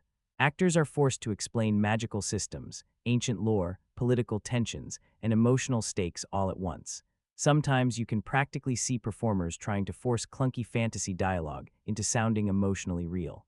And that's not easy. What's funny though is that some of the strongest performances in the movie are technically not even the live-action ones. The orcs steal scenes constantly. Toby Kebbell, especially as Durotan, brings more emotional sincerity to the role than a lot of the human cast gets the opportunity to explore. There's weight behind his voice work and motion capture performance. You believe his fear, his exhaustion, his loyalty. Same with some of the other orc performances. They feel emotionally committed in a very direct way, which creates this bizarre situation where giant CGI creatures often feel more emotionally convincing than the human heroes. And honestly, I think that's partly because the orc characters are written more clearly. Their motivations are simpler emotionally: survival, family, corruption, honor. The actors can lock into those emotions directly without constantly wrestling with overloaded fantasy exposition. Overall, I don't think Warcraft suffers from a cast that lacks talent. There are good actors all over this movie. What it lacks is consistency in writing, emotional focus, and character definition. Some performances rise above that chaos occasionally, others get swallowed by it. And unfortunately, when a fantasy blockbuster this big doesn't have a fully magnetic human center holding everything together, the cracks start becoming very noticeable, no matter how impressive the visual spectacle is around them. I think one of the main reasons Warcraft loses people emotionally is because the screenplay keeps getting in its own way. And honestly, you can feel it almost immediately through the dialogue. There are scenes in this movie where characters don't really sound like people talking to each other. They sound like they're carrying giant bags of lore on their backs and desperately trying to unload them before the next scene starts. Everybody's explaining kingdoms, magic systems, portals, clans, prophecies, corruption, guardians constantly. And look, fantasy movies need exposition. That's unavoidable. You can't build an entirely fictional universe without explaining some rules. The problem is how you do it. The best fantasy dialogue makes exposition feel natural. It flows through personality, conflict, humor, fear, relationships. Warcraft sometimes just drops information on your head like homework. There are conversations where one character says something, another character responds with what sounds like an entirely different conversation, and somehow the scene just keeps moving anyway. It creates this weird rhythm where dialogue often feels functional instead of emotional. Like the screenplay is prioritizing, audience needs this information, over would an actual human being speak this way. And because of that, scenes can start feeling oddly robotic. Not all of them, there are definitely moments that work. Some of the quieter orc scenes actually have decent emotional flow because they focus on direct feelings, survival, loyalty, fear, corruption. But once the movie swings back into heavy lore territory, the dialogue can become really stiff really fast. Honestly, there are stretches where it feels like every character is either explaining mythology or reacting to mythology. Very little in between, and that's dangerous for a movie trying to emotionally hook casual audiences. Because if viewers are spending half the scene mentally decoding fantasy terminology, they're not fully connecting to the emotional layer underneath the conversation. The screenplay also has this habit of overcomplicating simple emotional beats. A character can't just express fear. They need to express fear while discussing magical politics, ancient prophecies, clan dynamics, and the corruption of fell energy all in the same scene. The movie keeps stacking information onto emotional moments until the emotions themselves start getting buried. And then there's the humor, or the attempted humor. This movie never fully figures out how funny it wants to be. There are little moments of banter scattered around, mostly through codger or bits of character interaction, but a lot of the comedic timing feels awkwardly inserted between very serious fantasy exposition. The jokes don't completely fail or anything, but they rarely land hard enough to create memorable personality either. The tone gets caught in this middle zone where it's too serious to be playful and too awkwardly written to feel genuinely epic all the time. And honestly, I think the screenplay's biggest issue is that it's trying to satisfy two completely different goals simultaneously. One side of the script clearly wants to respect Warcraft lore deeply.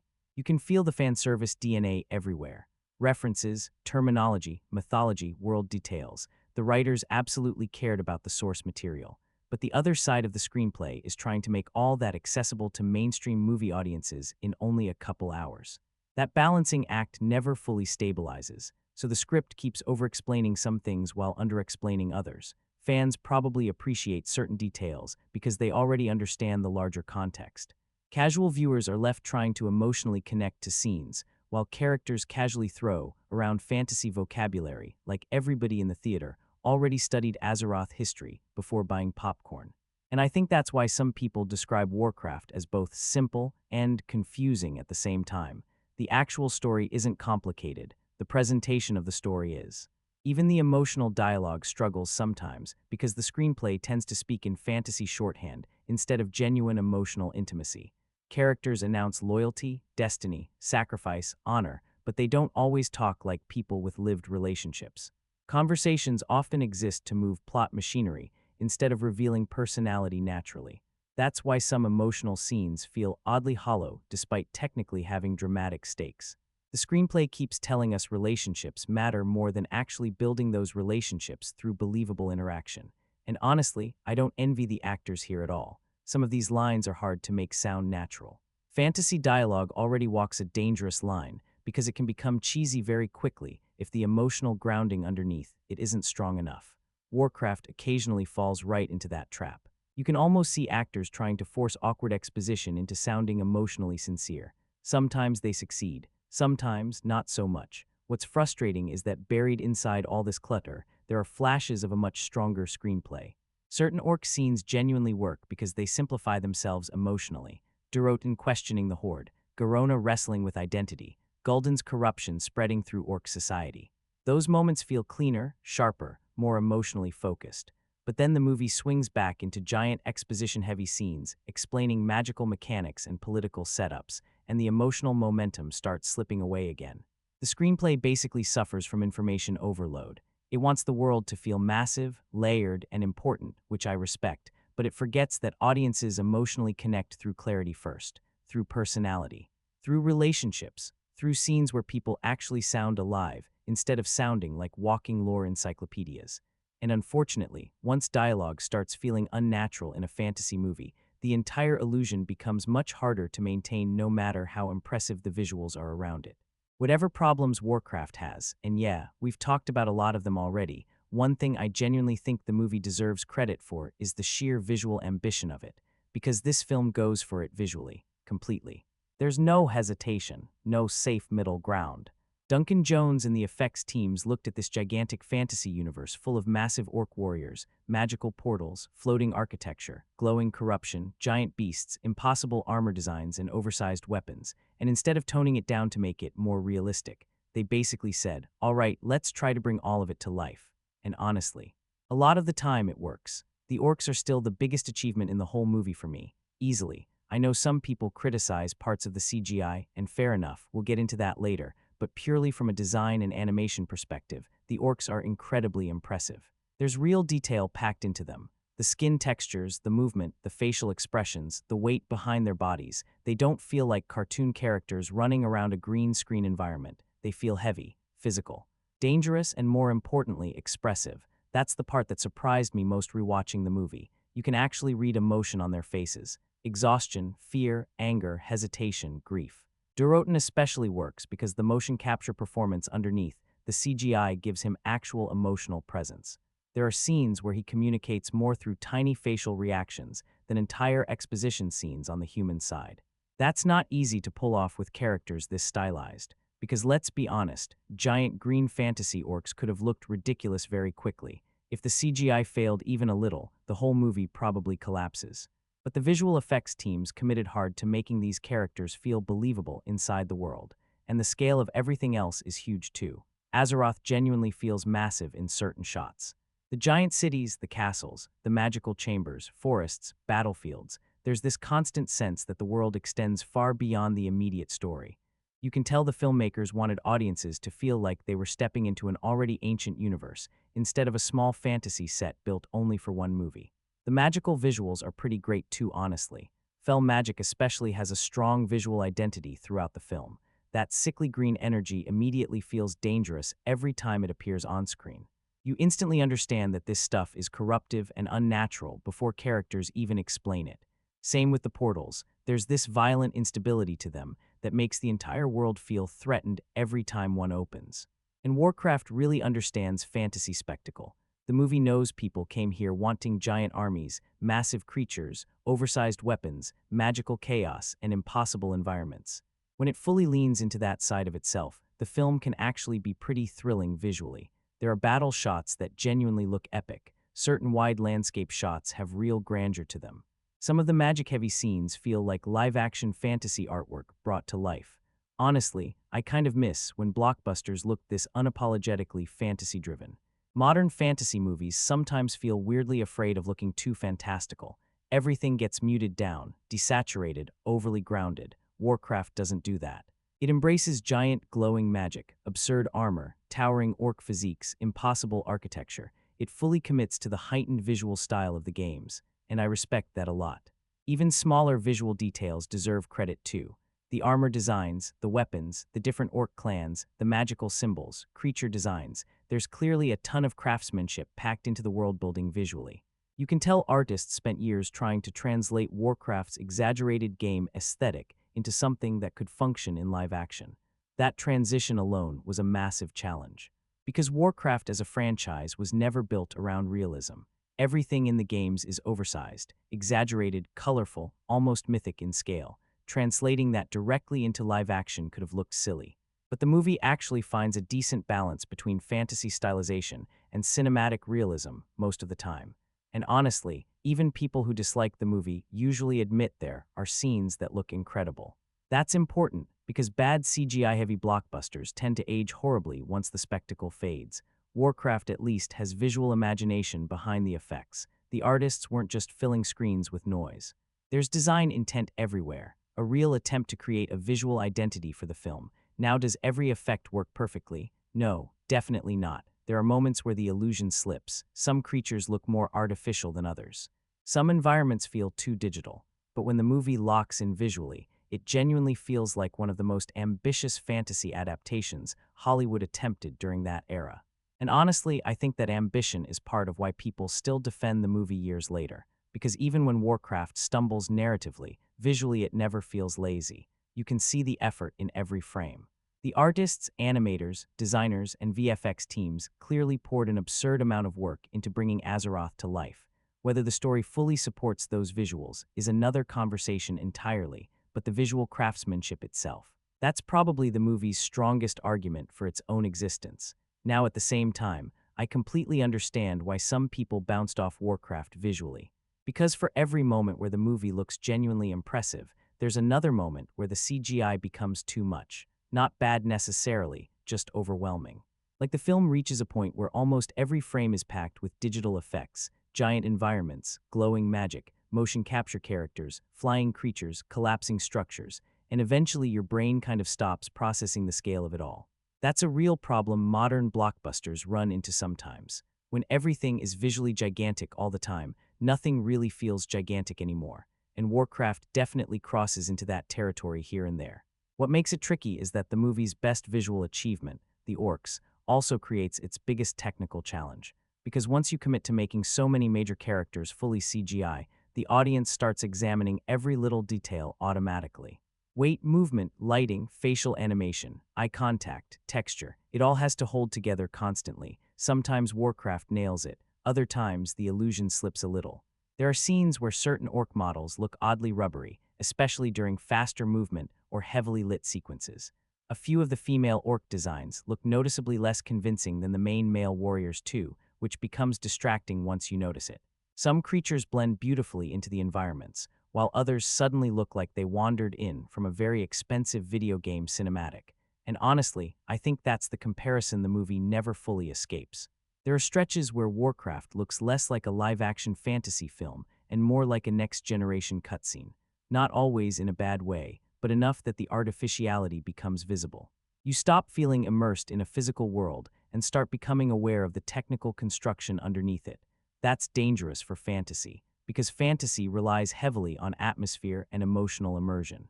Once the audience starts mentally separating real from digital too often, the magic weakens a little. You start admiring effects instead of emotionally disappearing into the world, and Warcraft constantly walks that line. The environments are another mixed area for me. Some locations look fantastic, truly. Certain landscape shots have this huge mythic scale that works beautifully, but other scenes feel overly polished or overly digital, especially interiors loaded with glowing magical effects and green screen backgrounds.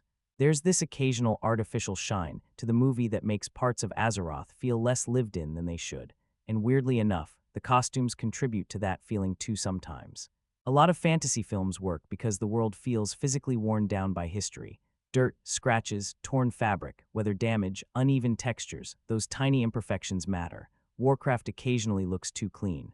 Armor shines too perfectly. Costumes look freshly assembled. Some sets almost resemble fantasy cosplay photography instead of a civilization that's been surviving wars and political chaos for generations.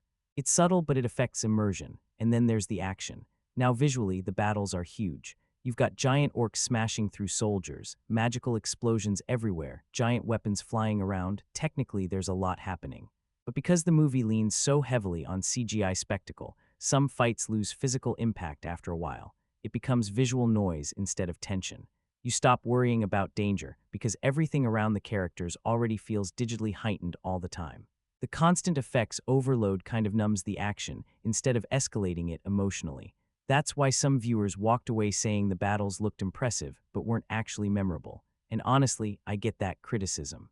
There's also inconsistency shot to shot sometimes. One scene will look incredible, genuinely cinematic fantasy spectacle, then the next scene suddenly has lighting or compositing that feels noticeably less convincing.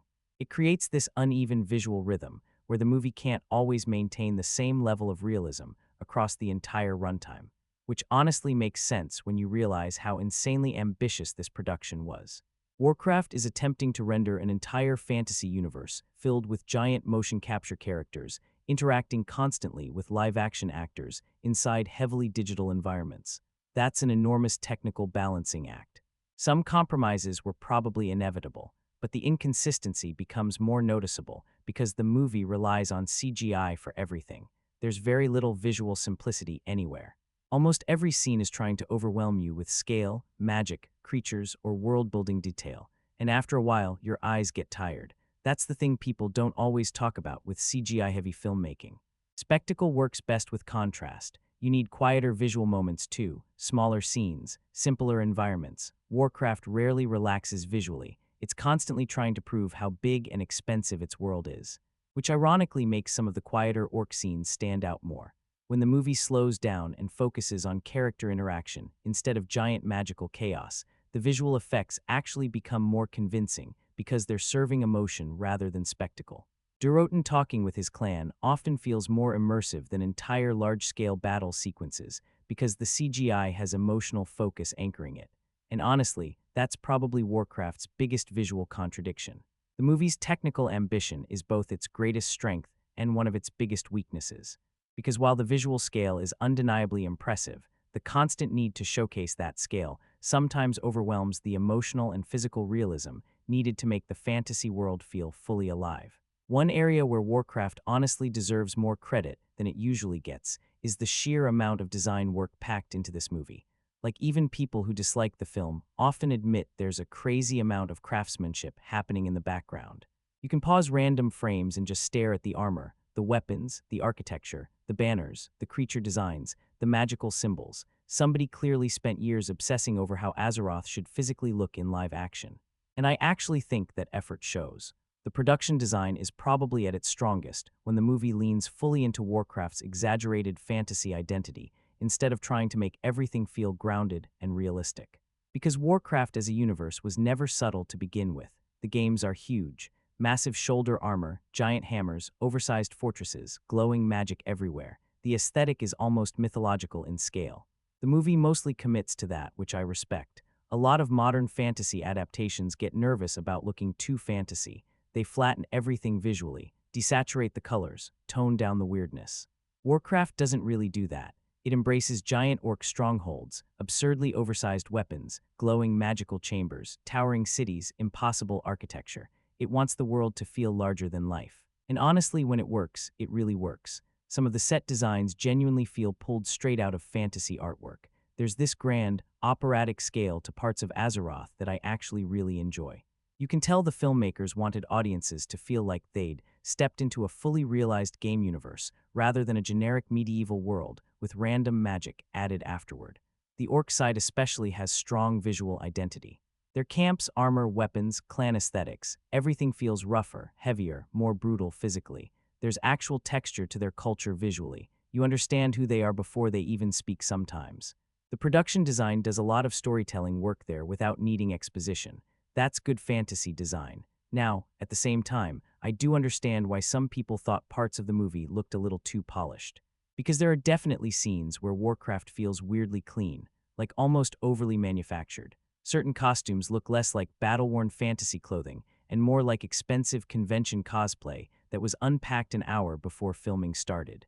And once you notice that artificial shine, it becomes hard to ignore in some scenes. The human armor especially sometimes feels too pristine, too decorative, like it belongs in a display case instead of an active kingdom constantly dealing with war and political tension.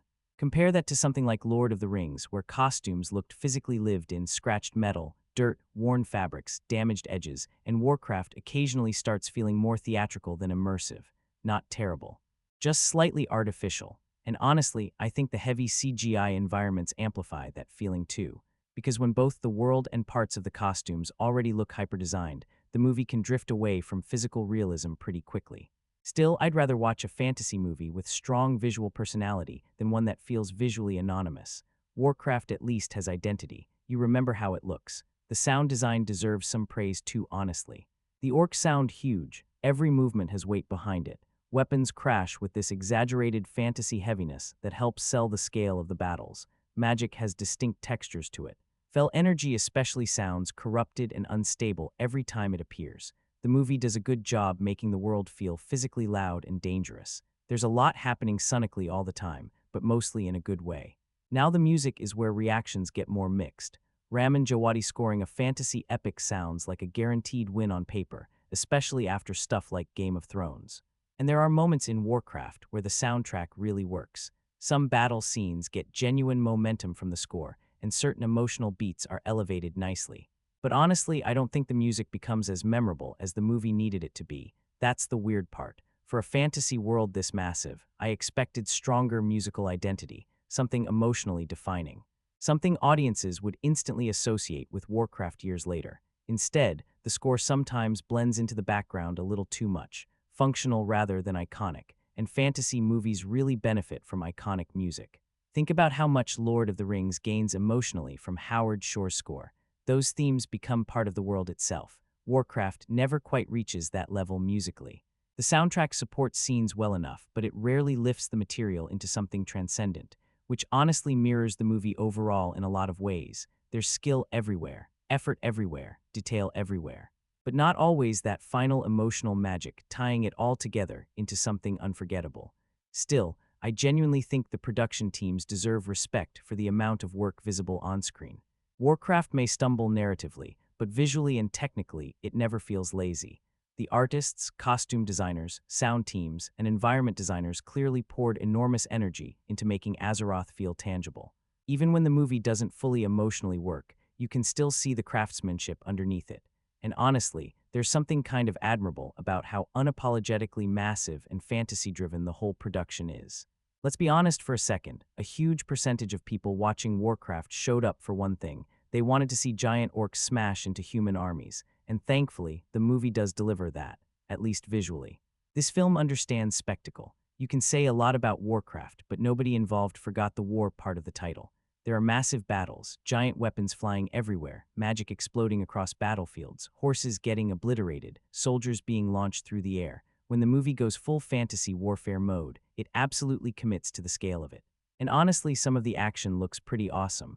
The orcs especially feel brutal in combat. They don't move like normal fantasy creatures. They feel heavy, violent.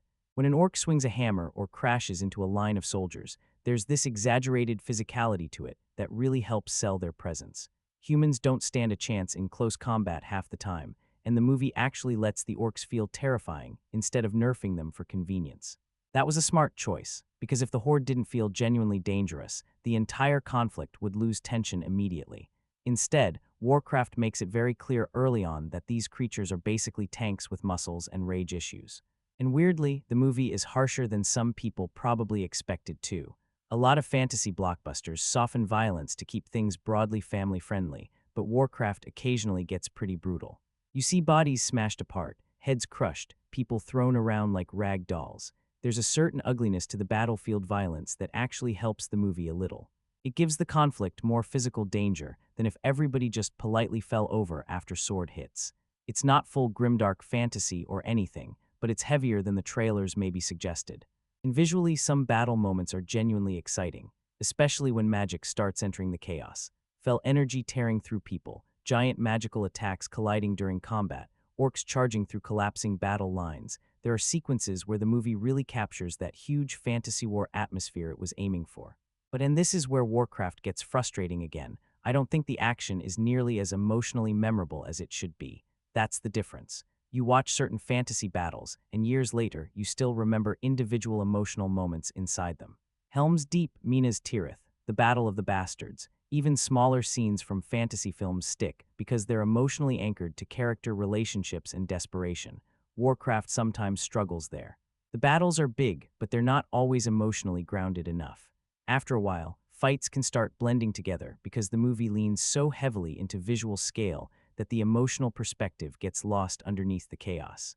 There's a weird distance to some of the action. You admire the spectacle without fully feeling the desperation of it. Part of that comes back to the character writing honestly. If audiences aren't deeply attached to the people fighting, giant battle sequences naturally lose some impact. And Warcraft occasionally falls into the trap of assuming bigger visuals automatically equal stronger emotional tension. They don't. Sometimes the quieter confrontations actually work better. Durotan scenes, personal standoffs, smaller moments of conflict where the emotional stakes are clearer. Those moments often hit harder than the giant battlefield shots because you understand exactly what's emotionally driving the characters. The large-scale battles, meanwhile, can become visually noisy after a while, and I think the CGI overload contributes to that too. There's so much happening on-screen constantly that your brain eventually stops processing individual moments with emotional clarity. Magic effects, flying debris, giant creatures, armies colliding, glowing energy. The movie keeps escalating spectacle until spectacle itself starts losing impact. It's almost sensory fatigue. Still, I do appreciate that Warcraft tries to make combat feel dangerous rather than clean. People get overwhelmed quickly. Orcs overpower humans physically in believable ways. Magic feels unstable and destructive. There's an actual sense that these battles are chaotic instead of choreographed like elegant fantasy dances. That roughness helps. And honestly, some of the smaller action beats are underrated too. One-on-one confrontations, magical duels, moments where characters suddenly realize how outmatched they are. The movie occasionally finds really strong flashes of tension before cutting away into another giant spectacle scene. I also think Warcraft deserves credit for not making the violence feel weightless. Even when the action becomes overwhelming visually, the movie rarely treats warfare like a joke. There's exhaustion hanging over a lot of these fights. Fear too, especially on the orc side, where the battles are tied directly to survival and desperation, rather than just conquest fantasy. That emotional layer gives certain combat scenes more texture than they otherwise would have had. But overall, the action kind of mirrors the entire movie honestly. Huge ambition, impressive visual scale, moments of genuine excitement, and yet something emotionally missing underneath it all that keeps the battles from becoming truly unforgettable. You watch Warcraft's action and think, that looked cool. But very rarely do you sit there completely emotionally wrecked by what you just watched. And for a fantasy war movie trying to launch a giant cinematic universe, that emotional gap matters more than people realize. One of the hardest things to pin down about Warcraft is what kind of movie it actually wants to be, and I don't mean genre-wise. Obviously, it's fantasy. Giant orcs, magic portals, swords the size of refrigerators. We got that part figured out pretty quickly. I mean tonally, because this movie feels like it's constantly torn between two different identities that never fully blend together. On one side, Warcraft clearly wants to be this serious, emotionally weighty fantasy epic. There's corruption, dying worlds, political tension, moral ambiguity, genocide-level stakes, divided loyalties. The movie genuinely tries to give its world dramatic gravity. Some scenes almost feel like they're aiming for a darker, more mature fantasy atmosphere where war actually has emotional consequences. But then on the other side, the movie also wants to be a giant popcorn blockbuster full of magical chaos, oversized spectacle, cool armor, monster fights, and fantasy fan service moments. And honestly, neither approach is wrong. The problem is that Warcraft never completely figures out how to balance them together naturally, so the tone keeps shifting around in ways that can feel awkward. One scene wants emotional tragedy and mythological seriousness, then suddenly the next scene feels closer to straightforward fantasy adventure spectacle. Then there's a little banter, then a giant magical exposition dump, then brutal violence, then a weird romance moment, then another giant CGI war sequence. The movie's emotional rhythm becomes kind of unstable because of that. And I think you can actually feel the screenplay struggling with this in real time. There are moments where Warcraft seems desperate to be taken seriously as prestige fantasy, almost like it's trying to prove video game movies can handle mature storytelling. Then there are other moments where it relaxes and just becomes a fun giant orc smashing things blockbuster for a few minutes. Honestly, sometimes I wish it committed harder in one direction. Because the best fantasy films usually know exactly what emotional wavelength they're operating on. Even when tones shift, there's still a clear identity underneath everything. Warcraft occasionally feels like it's arguing with itself about what audiences are supposed to emotionally feel. Take the humor, for example. There are little comedic moments sprinkled throughout the film, mostly through Codger or smaller bits of character interaction. But the comedy never becomes part of the movie's actual personality. It's more like brief pauses between heavy exposition and giant battle scenes. Some jokes work fine. Others feel strangely inserted into scenes that were emotionally aiming somewhere completely different a minute earlier. The romance has a similar problem. The movie wants certain emotional relationships to feel sweeping and dramatic, but the tonal groundwork underneath them isn't stable enough yet. So scenes that should feel emotionally intimate sometimes come across awkward instead because the film hasn't fully earned that emotional shift naturally. And then there's the violence. Warcraft actually gets harsher than some people probably expected. There are brutal moments in this movie, bodies smashed apart, heads crushed, people getting absolutely destroyed by orcs. That darker physicality gives parts of the film real weight. But then the movie will immediately swing back into brightly colored fantasy spectacle or fast-moving adventure pacing before those harsher moments emotionally settle. It creates this strange push-and-pull effect, like the movie keeps flirting with becoming darker and more emotionally grounded, but never fully commits long enough to transform into that version of itself. And honestly, I think audience expectations made this even more complicated, because different people wanted completely different things from Warcraft. Some viewers wanted a fun fantasy war movie. Others wanted deep mythology and political storytelling. Hardcore fans wanted lore accuracy. Casual viewers wanted accessibility. The movie tries to satisfy all of those audiences simultaneously, and the tonal identity starts stretching in too many directions because of it. That's probably why reactions to the film ended up so divided. Some people genuinely enjoyed the sincerity and ambition. Others saw tonal inconsistency and emotional confusion. And weirdly enough, both sides are kind of right. Because Warcraft absolutely has moments where the tone locks in beautifully for short stretches. Certain orc scenes especially feel emotionally grounded in a way the rest of the movie sometimes struggles to maintain. Durotan questioning the Horde, the fear surrounding fell corruption, quieter moments of loyalty and survival, those scenes feel focused. The movie suddenly knows exactly what emotional space it wants to exist in. Then it jumps back into overloaded exposition or giant CGI spectacle again, and that tension never fully disappears throughout the runtime.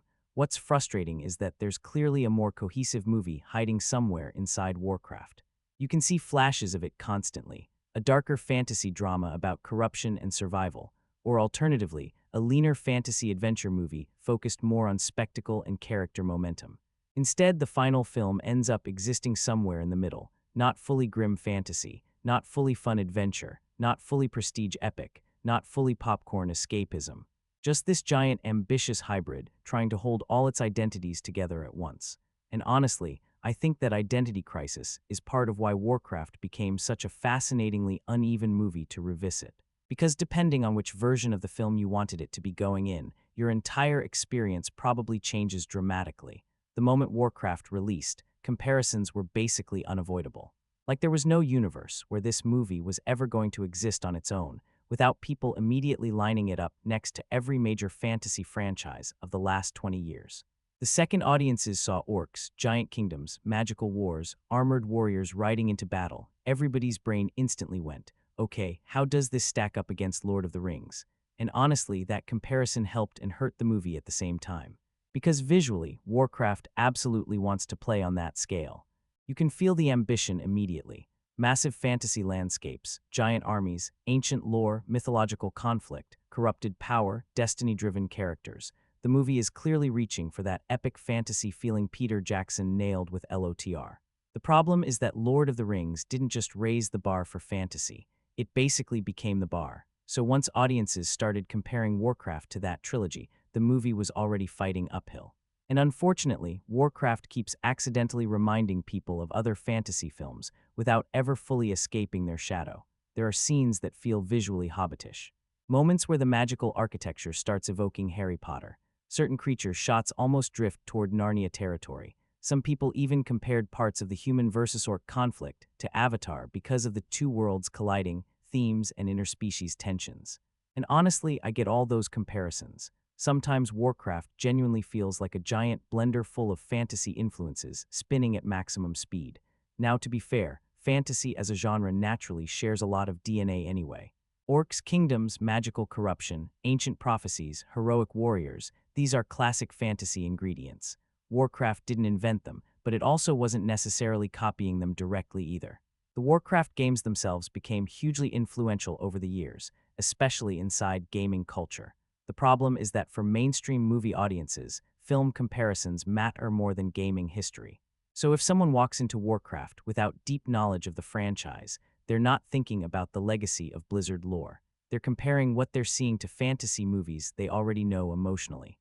And that's where Warcraft struggles a bit, because while the film has scale, it rarely reaches the emotional immersion of the fantasy giants it gets compared to.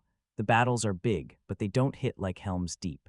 The world building is dense, but not as emotionally inviting as Middle-earth. The mythology is ambitious, but not as elegantly introduced as Harry Potter or Game of Thrones.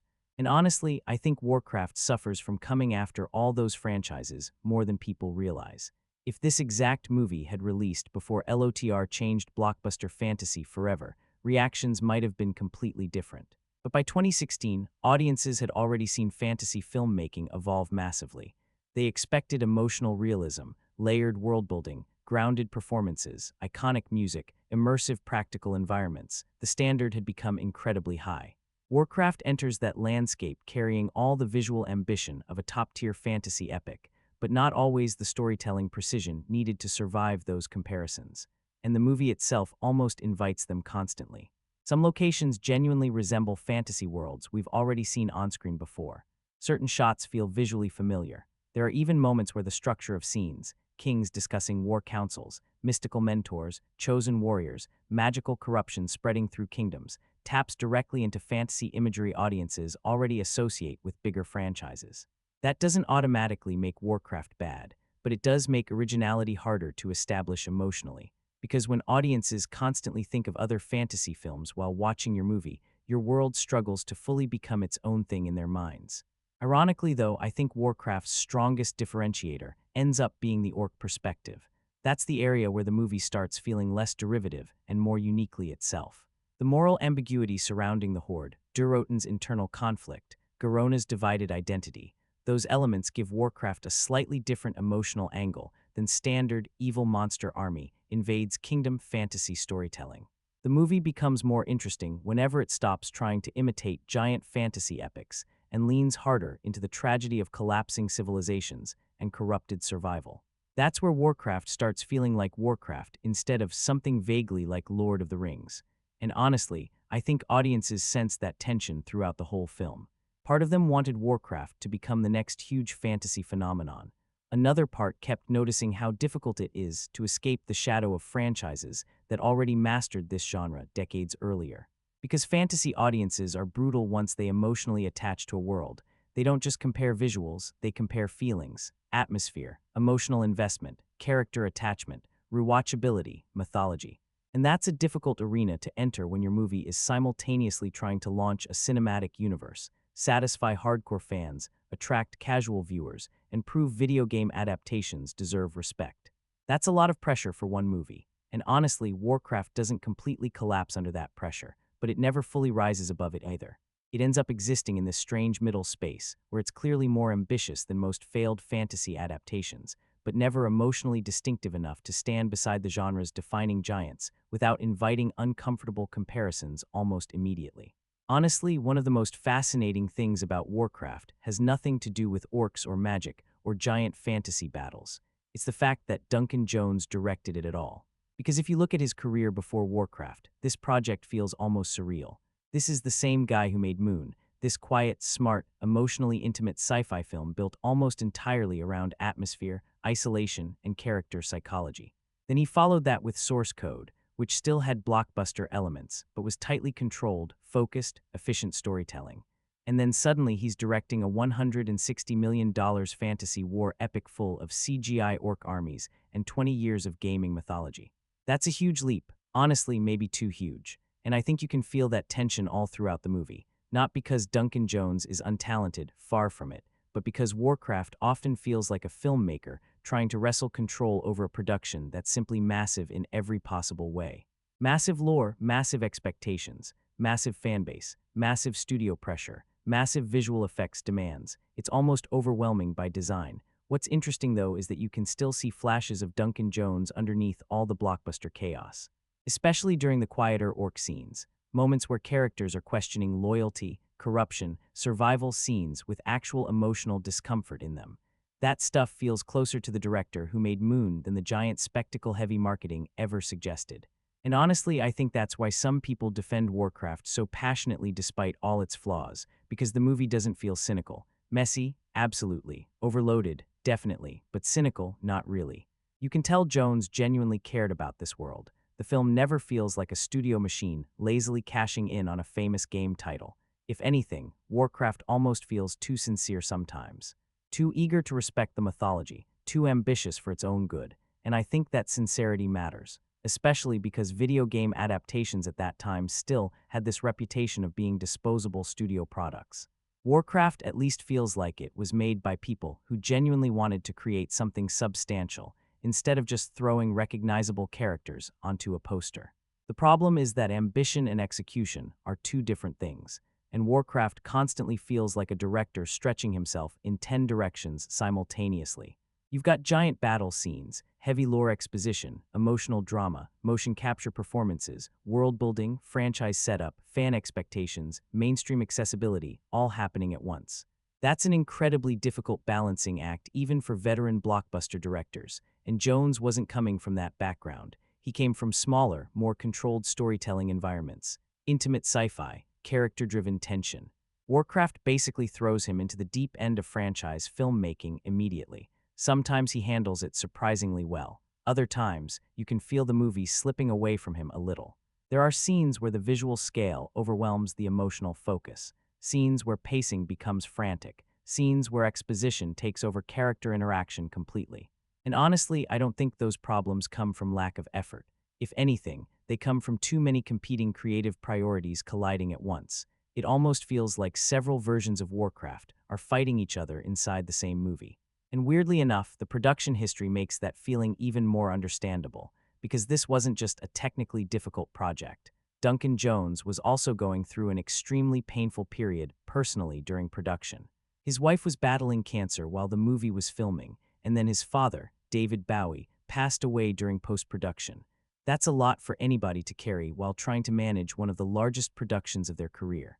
Now, obviously, personal hardship doesn't magically excuse storytelling flaws. The movie still has the problems it has, but I do think it changes how you view the final product emotionally.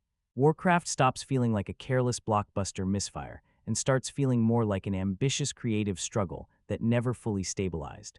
And honestly, I think the movie's biggest strengths are directly tied to Jones' instincts as a filmmaker. The decision to make the orcs morally layered instead of generic villains, smart. The attempt to inject emotional tragedy into the conflict, smart.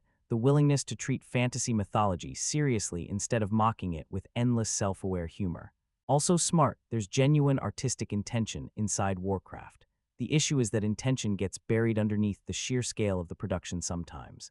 And I honestly think Jones may have been better suited directing a smaller fantasy story set inside the Warcraft universe, rather than carrying the burden of launching an entire cinematic franchise immediately. Because whenever the film narrows its focus, especially around Durotan and the orc storyline, you suddenly see the stronger movie hiding underneath all the blockbuster noise. That's where Jones' strengths start surfacing again. Character conflict, moral discomfort, emotional ambiguity, humanity inside strange worlds, those elements are all there. But then the movie has to swing back into giant franchise mode again and start juggling exposition, action, setup, lore, and spectacle all at once. It ended up making hundreds of millions globally despite struggling hard in North America, which honestly kind of reflects the movie itself. Warcraft never fit neatly into one category, not a total flop, not a major triumph. Not universally hated, not universally loved, just deeply divided reactions everywhere. And I think part of the reason people still debate the movie years later is because you can genuinely see different versions of Warcraft depending on what you value most in fantasy filmmaking. If you care mainly about emotional storytelling and tight narrative structure, the movie probably frustrates you constantly. If you care about visual world-building, lore ambition, and seeing fantasy game mythology treated seriously on a blockbuster scale, there's actually quite a bit to appreciate. That tension created a really unusual legacy, because Warcraft didn't disappear the way most failed blockbusters do. Usually when a giant studio fantasy film misses critically, people stop talking about it pretty quickly. But Warcraft developed this weird afterlife online, where fans kept defending it, critics kept criticizing it, and casual viewers stayed somewhere awkwardly in the middle. Almost everybody agreed the movie had problems. But people strongly disagreed on whether those problems ruined the experience completely. And honestly, I think timing played a huge role too. Warcraft came out before audiences fully embraced high-budget game adaptations again. Before shows like Arcane and The Last of Us proved gaming worlds could produce critically respected storytelling on a massive scale. Back then, critics were still walking into video game movies with years of skepticism already built in. Fairly or unfairly, Warcraft had to fight against that reputation from the moment it released. You can even feel that divide in how people talk about the film today. Some still describe it as another example of why video game adaptations failed for so long. Others look back at it more kindly now and see it as an ambitious early attempt that maybe arrived before Hollywood fully understood how to adapt gaming universes properly. And honestly, I kind of understand both perspectives, because Warcraft is not secretly a masterpiece that critics somehow missed, but I also don't think it's the unwatchable disaster some people made it out to be either. It's a flawed, overloaded, visually ambitious fantasy movie with genuine passion behind it. Sometimes that passion creates great moments, other times it creates chaos. But there's enough sincerity and effort there that the movie remains oddly easy to revisit even when you fully recognize its weaknesses. And weirdly enough, I think the divided reaction almost fits Warcraft perfectly. Because this is a movie about two worlds colliding, failing to fully understand each other, and constantly struggling to communicate across completely different perspectives. The audience response kind of turned into the same thing. One thing Warcraft never hides from you, not even for a second, is that this movie was never meant to stand alone. This thing was built as the beginning of a franchise from day one. You can feel it in the title itself, Warcraft. The beginning, that's basically the cinematic equivalent of somebody walking into the room and saying, "Don't worry guys, we already planned the next 5 of these." And honestly, that mindset shapes almost every part of the movie. For better and worse, because Warcraft spends a huge amount of time planting seeds for future storylines, future character arcs, future mythology, future emotional payoffs, sometimes to the point where the actual movie you're currently watching starts feeling secondary. That's the danger with franchise-building storytelling. Studios get so focused on the giant cinematic universe they want later that the first movie stops feeling emotionally complete on its own. Warcraft occasionally falls directly into that trap. Certain arcs don't fully resolve. Certain emotional tensions feel intentionally unfinished. Some characters clearly have much larger destinies waiting for them in future installments that obviously never happened. And honestly, you can almost feel the movie expecting audiences to already trust the larger plan. Like Warcraft constantly behaves as if it's episode 1 of a much bigger saga, rather than a film that still needs to earn emotional investment from general audiences first. That's why parts of the movie can feel weirdly incomplete, even when major plot events technically happen. The film resolves enough conflict to end the immediate story, but emotionally, it leaves a lot hanging in the air because it's clearly trying to build momentum toward future chapters. Some viewers found that exciting, others found it frustrating, and honestly, both reactions make sense, because there is something kind of exciting about the ambition. Warcraft wasn't thinking small. The filmmakers clearly believed this universe had enough mythology and emotional depth to sustain multiple films. They weren't just adapting a game, they were trying to launch a fantasy cinematic universe on the scale of Lord of the Rings, or maybe even Game of Thrones eventually. That's a gigantic swing, and you can absolutely see glimpses of a larger saga buried inside the movie, especially on the orc side. Durotan's story feels like it's leading somewhere bigger. Garona's identity conflict clearly had more emotional ground left to explore. The political instability between races, the corruption spreading through fell magic, the larger mythology surrounding Azeroth, you can tell the movie sees itself as the foundation for something much larger. The problem is that audiences can feel the setup mechanics working underneath the story constantly. Characters sometimes feel positioned instead of emotionally completed, like chess pieces being moved into place for future films. Certain plot threads exist mainly to tease future possibilities, rather than strengthen the emotional power of the current narrative. Marvel movies can survive that because audiences already trust the formula now. Warcraft didn't have that luxury. It still had to convince people this universe was worth emotionally investing in before asking them to care about future sequels. And unfortunately, the movie never fully crossed that line for mainstream audiences. What's frustrating, though, is that there are moments where you can absolutely imagine a stronger sequel, improving the first film retroactively. That's the weird part. Warcraft sometimes feels like the setup season of a fantasy series that could have evolved into something richer once all the heavy world-building was out of the way. Because let's be honest, a huge amount of this movie's runtime is spent introducing concepts, races, lore, and political structures. If sequels had happened, later films probably could have focused more heavily on emotional storytelling now that audiences already understood the world. That's partly why some fans still feel disappointed we never got continuation movies.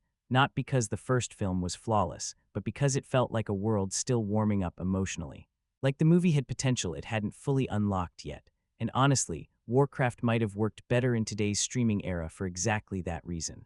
Modern fantasy audiences are far more comfortable with slow-burn world-building and long-form storytelling now. Back then, trying to cram giant franchise setup into one blockbuster film created this overloaded pacing problem, where the movie constantly had to introduce new ideas before fully emotionally resolving previous ones. Still, I weirdly admire how unapologetically ambitious Warcraft was about its franchise goals. The movie never feels small or cautious. It genuinely believed Azeroth could become a cinematic world audiences would live inside for years. That confidence is all over the film, sometimes inspiringly, sometimes disastrously. And honestly, there's something a little bittersweet about watching it now knowing the larger saga never materialized. Because Warcraft ends feeling less like a completed fantasy epic and more like the opening chapter of a giant story that suddenly stops mid-sentence. You can practically see the future movies it wanted to become. The tragedy is that the first film needed to stand more confidently on its own before audiences were willing to follow it into that larger world. So after all the debates about lore, CGI, pacing, performances, fan service, exposition dumps, sequel setups, and giant green warriors smashing people through walls, was Warcraft actually entertaining? Honestly, yeah, I think it was. Not consistently, not brilliantly, definitely not flawlessly. But there's a reason people still talk about this movie years later instead of completely forgetting it like most failed blockbusters. Warcraft may stumble constantly, but it rarely feels lifeless. And that matters more than people realize, because there are plenty of technically better fantasy movies that leave your brain 5 minutes after the credits roll. Warcraft doesn't really do that. Even when it's messy, there's personality all over it. Weird personality sometimes, confused personality sometimes, overloaded personality a lot of the time, but personality nonetheless. The movie feels handmade in a strange way. Not literally, of course. This thing is drowning in CGI, but emotionally.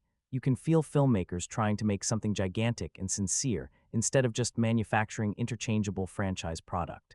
And honestly, I think that sincerity is a huge part of why the movie still has defenders. This film genuinely believes in fantasy, completely. There's no smugness about the material. No constant self-aware jokes apologizing for orcs and magic and giant glowing portals.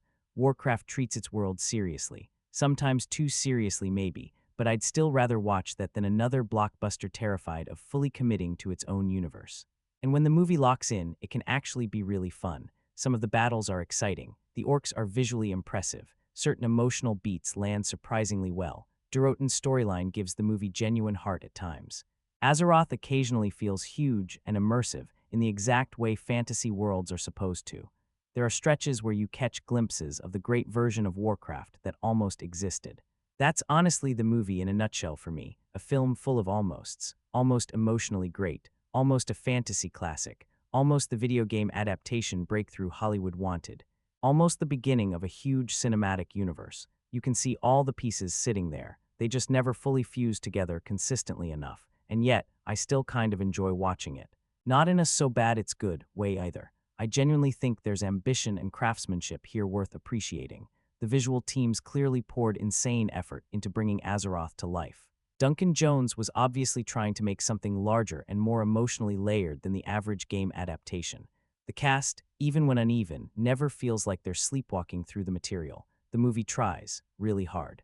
Sometimes too hard, honestly. That's part of the reason Warcraft became such a strangely divisive movie. If it had been completely terrible, nobody would still care. It would have disappeared instantly. But because there are good things inside it, real good things, audiences keep revisiting the conversation. Fans defend the lore accuracy. Critics attack the storytelling problems. Casual viewers sit somewhere awkwardly in between.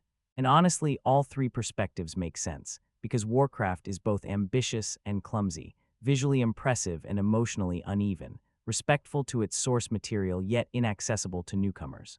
Full of spectacle yet strangely incomplete, it's a movie constantly fighting itself. But weirdly, that internal struggle also makes it memorable. I think part of Warcraft's legacy now is that it arrived slightly too early. If this exact story had been adapted today as a long-form streaming series, instead of a compressed blockbuster franchise starter, there's a real chance it could have worked much better. Modern audiences are way more comfortable spending time inside dense fantasy worlds now. Shows like Arcane, House of the Dragon, The Last of Us, they proved audiences will absolutely invest in complicated lore-heavy storytelling if characters and pacing are handled carefully. Warcraft never really had that breathing room. It tried to build an entire cinematic universe in one giant swing. And honestly, I respect the ambition even if the execution didn't fully hold together. Because at the end of the day, Warcraft is not some cynical studio cash grab pretending to care about fantasy mythology. It's the opposite problem. It cares so much about its universe that it sometimes overwhelms itself trying to fit all that passion onto the screen. That doesn't magically make the flaws disappear. The exposition is still messy. The pacing is still overloaded. The emotional connections are inconsistent. Some performances don't fully work. The screenplay absolutely struggles under the weight of the lore. All true, but I also can't sit here and pretend the movie is boring. It's not. Confusing sometimes, sure. Frustrating occasionally, definitely, but rarely boring. And honestly, in today's blockbuster landscape full of safe, disposable franchise filmmaking, there's something kind of refreshing about a movie this big being allowed to feel awkward, overambitious, overly sincere, and genuinely weird in places. Warcraft may not have become the next Lord of the Rings. It may not have broken the video game movie curse the way people hoped, but I do think it became something more interesting than total failure. It became one of those flawed fantasy films people keep revisiting because buried underneath all the chaos, there's still a real movie in there trying very hard to matter.